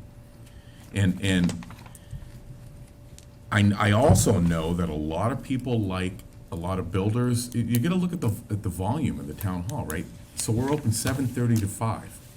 a lot of builders, developers coming in, they're here in the morning. They like that 7:30. I'm willing to bet a lot of elderly people that go to pay their taxes, they're usually, it's Dunkin' Donuts and then here, right? So they're not coming in at 11 o'clock. The only, I think, I'd have to go back up my notes, but I think the only town is open half-days is Dudley, but they're open 8 to 4 the rest of the week. Dudley's open 8 to 4 Monday through Thursday, and then 12 to 1 on Friday. But we're open 7:30 to 5, 3 days a week, and then 7:30 to 7 on Tuesdays. And with all the online things and all the things that people need to do, I think we're servicing our town fine. And my concern is a little more about retention of employees right now, especially, than it is by just making an emotional decision, saying like, well, no, we need to be open 5 days a week. I mean, you have to do the research and look at it. And I'm gonna leave that at that. Thank you, Steve. Vice Chair Ridlock, anything you want to add? I agree. So I said you can't go in here making an emotional decision. I think when I first started thinking about this, I said, 5 days, it's going to make everybody happy. But then when you start really analyzing the busy hours and the morning hours and the late hours, I get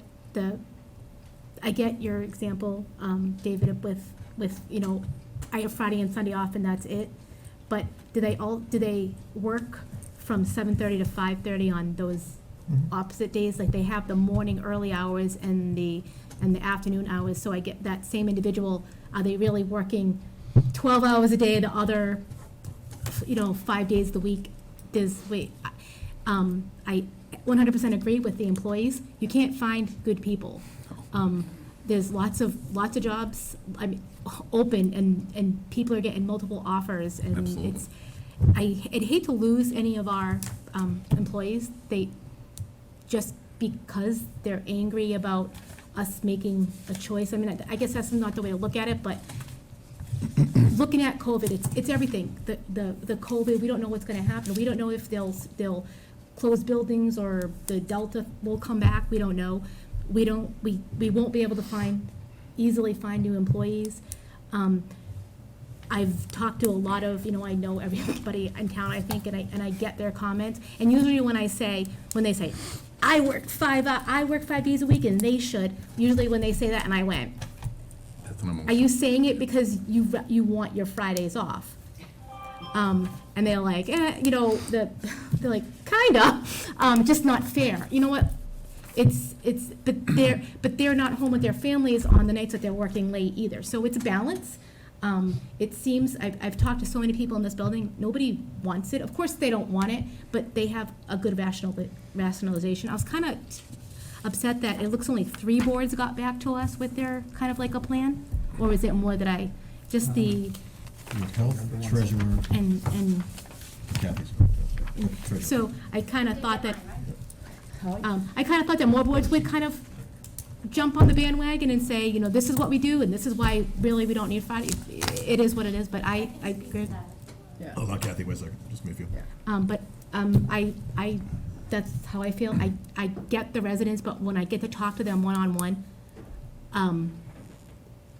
with that discussion, when I start saying, well, they had the morning hours, the late hours, they tend to kind of say, oh. And They didn't know that. They didn't realize that. That's actually another point, too. Oh, Steve, let's say, sorry. I'm sorry. So, All right. that's I'm sorry. Actually, I'm gonna go Clerk Zarowski first, then Steve, I'm giving David the last word, and then Kathy, I'm gonna let you mention something if it's new, briefly. Okay? Thank Bosh? you. Thank you. So, point by point, I mean, we did get some plans after we actually asked the people specifically to put the plans together. We did get the plans. We did get extensive emails. Thank you so much. Like I said before, I went all over the town hall and I asked people that work here, pros and cons and everything in between. So that's to David's point as of not to have a plans, and they did present to them. So thank you for that, whoever did do that. I completely understand that our fiscal responsibilities to the residents of the town. So we might lose 1 to 5 people. We did do some counting on Friday, how many people have asked for the town hall to be open on Friday. I can tell you right away that everybody I have asked is not willing to lose the Tuesday. And that's more than one or two. That's a lot of people who are working from 8 to 5, and this is just impossible for them to come and conduct the business any other way. So something has to give. We know we have asked several people of what their preferred schedule for this town hall would be, and everybody said 7 days a week. Well, so yeah, with that said, thank you, Andrew, for the website is getting out there. I cannot tell you how many comments, and this is a part of my work, actually, outside of the town. I deal with a lot of contractors. I can't tell you how many people you impacted by doing just that. The e-permitting is huge, and that's gonna eliminate a lot of, unnecessary commotion of people coming into the town. Maybe you can talk about the process of how this is done, who gets an email, but I've heard a lot of comments on that already, which is huge. And that was for about, the pilot is only for a couple of weeks. So that's awesome. I know that new Dropbox is already going on. And I'm just gonna read Karen's email, the part of it, which it's right on the point. The town clerk's office has always had a long-standing tradition of going above and beyond in meeting the customer needs, even it is outside of our normal business hours. This is what I'm gonna say. I'm the youngest of the Selectmen, and I've been in this town since October. But I have done enough from Old Home Days to every event. I'm on 4 boards. And so I do ask people, and I do that for not for myself, I do it for the simple reason I want to hear what people have to say. And what I hear is that the people that work for this town hall, the people who volunteer the time for this town, everybody in between goes over and beyond of what anybody else does. And to honor the wishes of the residents of this town, I want to retain those great people that everybody's praising, that's huge. We want to be flexible and always available to the residents, of course, which we're trying to do as best as we can. Everybody here is here no matter what time or the day. I know Karen was here on Fridays. I know she does several different things. Andrew is here. Do you go home? So, people are here and people are just as close. You need them, they are here. So I don't know if this is the time to say it, but I'm advocating to keep the schedule the way it is. And just on a personal note, and I don't want to bring the COVID because I like Patsy's comment last meeting that we should not be making the decision constantly incorporating the COVID issue into decision-making process of any kind. But it is here, and people are getting sick.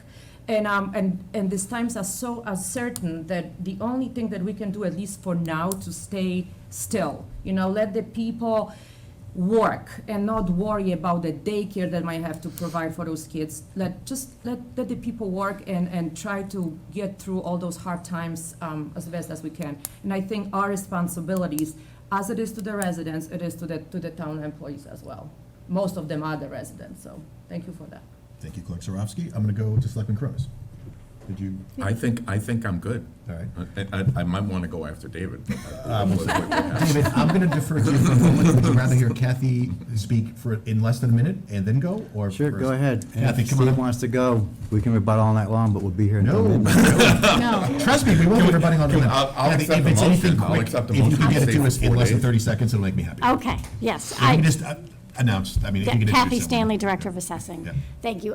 Yes, as was said, we are open 40 hours a week. That is more than a lot of other communities are open. I think a lot of boards maybe didn't respond because Andrew's plan that he had outlined, they were in support of. So that's why I kind of responded saying that I'm in support of that if anybody does have a request, all the department heads that I've spoken with, if a Friday is requested, we will accommodate, as we do now. But we'll continue to come in on a Friday. I've met people on Saturday. I've met people on Thursday night. I mean, we accommodate. And so I think that maybe perhaps some misunderstood that they were in support of Andrew's plan. Andrew had done the outline for Fridays by appointment. And so we would be meeting the needs of the public for a 5th day. I think we're open 40 hours, maybe only one other community that I researched. A lot of them are 35, 36. And I've worked in several other town halls. You're never going to make everybody happy unless you're open 7 days, as you said, and that really isn't possible to happen, so. Thanks, Kathy. All right. All right, I'm going to give Selectman Singer the last word. If we have rebuttal, we have rebuttal, but I don't want to go back and forth all night. But David? Thank you. So I will state that I'm one of 5, right? And to quote Mr. Borowski, you need 3 to get something done. yea or nay. I will say you know where I stand, you know my opinion, and it will change after tonight, guaranteed, on my belief about how people represent the people. And I will remember that. And I'm going to say it this way. Number one, I've heard too many times in the past, previous town administrators and selectmen compare us to other towns that are apples to oranges, not apples to apples. Because I can pull out 3, 5, or 6 towns that are poorly run, doesn't mean I'm ever going to use them as examples. And that's what we just had. 2, online and email, those are certainly valuable tools, but tools are not meant to replace human interaction and the accessibility of the public to an actual person. I find it difficult myself to find anyone who's never had a bad experience trying to reach someone and actually get customer service whenever they need it, by email or by phone. I know I personally have had times where I've sat on a customer service call on hold for an hour. Emails, waiting to get replies. If I need something immediately, email and phone is not going to get it what I need when I need to come in this building because I need to see someone now, because I have an urgent need, I need it taken care of, and there's no one here, it's not going to happen, period. 2, employee retention, good people. We have wonderful people, absolutely. But the fact is, too often people think the grass is greener on the other side, and employee retention is a problem in certain sectors today, absolutely. We're not one of them. No, actually, we're not. Oh, I think you're wrong. No, I'm All right, not. guys, please, we're not. So if you want to No, actually no. leave because you think that the grass is greener somewhere else, you'll have better working hours, better benefits, and a better support team, that's their right. I think it's a mistake because we like them, we want them to stay, and this is a great place to work.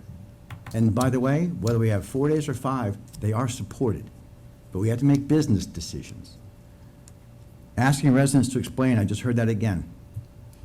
And I was embarrassed that I just heard again about residents having to explain why they want something from us. No, you explain to them why you don't want to give them what they're asking and see how well that goes. Trying to rationalize this 4-day work week, it's not a question of trying to rationalize something. I believe on Andrew's survey, at one point, we were told, I think it was like 30% of the respondents wanted town hall accessibility on Fridays. 30%. That's a significant percentage of the residents of this town who participated saying, I want to have access on Friday in case I need it, and email and phone is not going to address that. As far as getting the plans we asked for, no, we didn't. We still haven't. How are you going to address taking care of a resident who needs to see you in person on a Friday? How is that going to be covered? Was what we asked for. We still have not received it. Part two of that was we didn't ask Andrew for that. We can talk to Andrew about that later. We asked the various department heads to report back to Andrew and this board. How are you going to address making sure the public have access to you personally if they need you on a Friday and we're not open? That still has not happened. Fiscal responsibility, it's not about fiscal responsibility. We do that all the time. This is about service. This is about customer service and serving the residents who live here.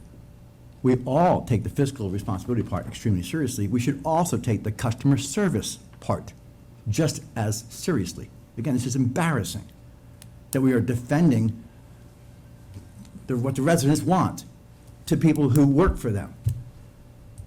You know, someone else made a comment about going above and beyond. This isn't about whether or not our employees go above and beyond. They do, and they work damn hard.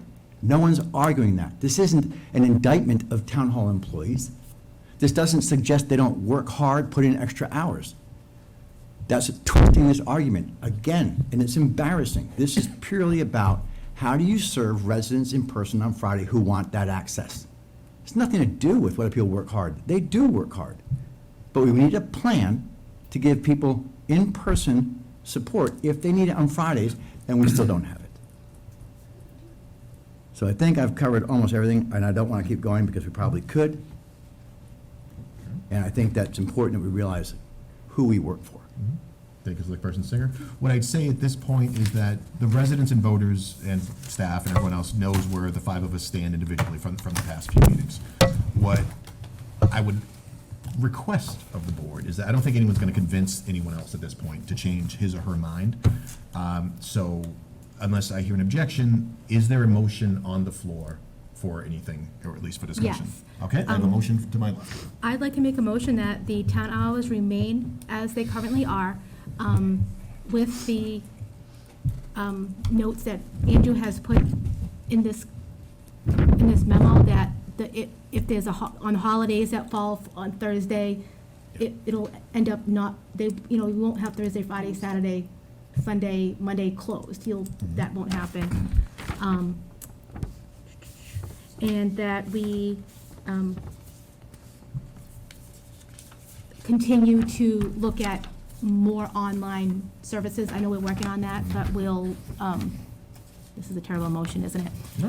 We'll continue improving our website, and with all the online services, especially the permitting one that's currently working out very well. So, Do I have a second for discussion?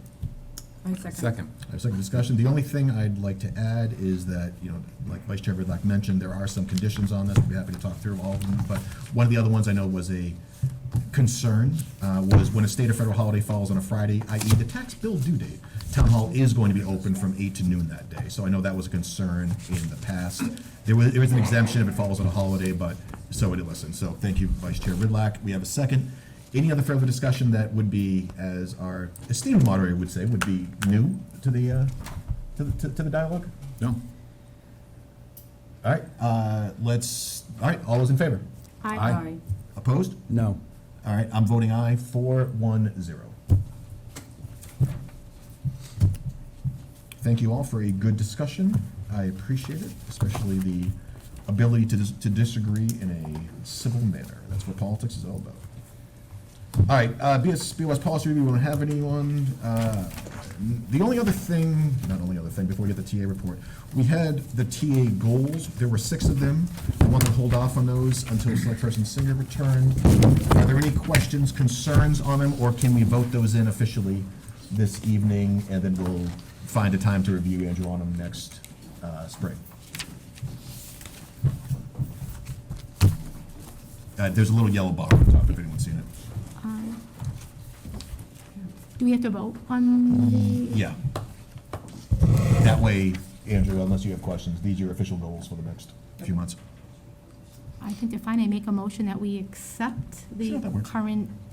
the presented goals, Thank you. and we review on a Yeah. further date. We do, we add them into his regular review. Perfect. Do I have a motion? I have a second. Second. Second, discussion.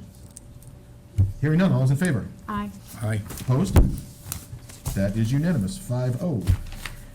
Andrew, we're up on TA report. If you can make it quick, you make me happy. Oh, yeah. Nothing formal today, just to update the board that we did receive $50,000 in community compact grants, 2 different strategies. One was to continue our roadway safety assessment audits, so basically build on adding additional intersections as part of that last that plan that we brought forward for Stafford Street, so look at some additional intersections on that.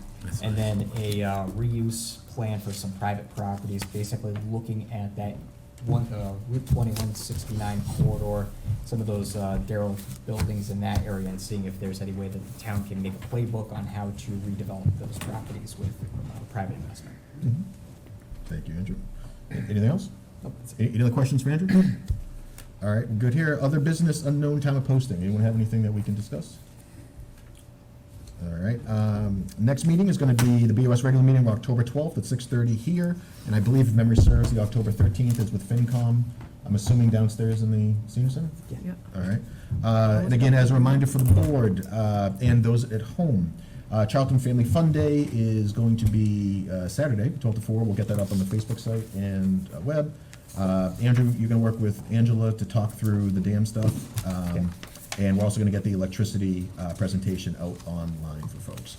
Executive session has a slight modification. Correct me, Andrew, we are not talking NEC or Amazon, but we are talking the other 2. So I believe we are we taking action after today?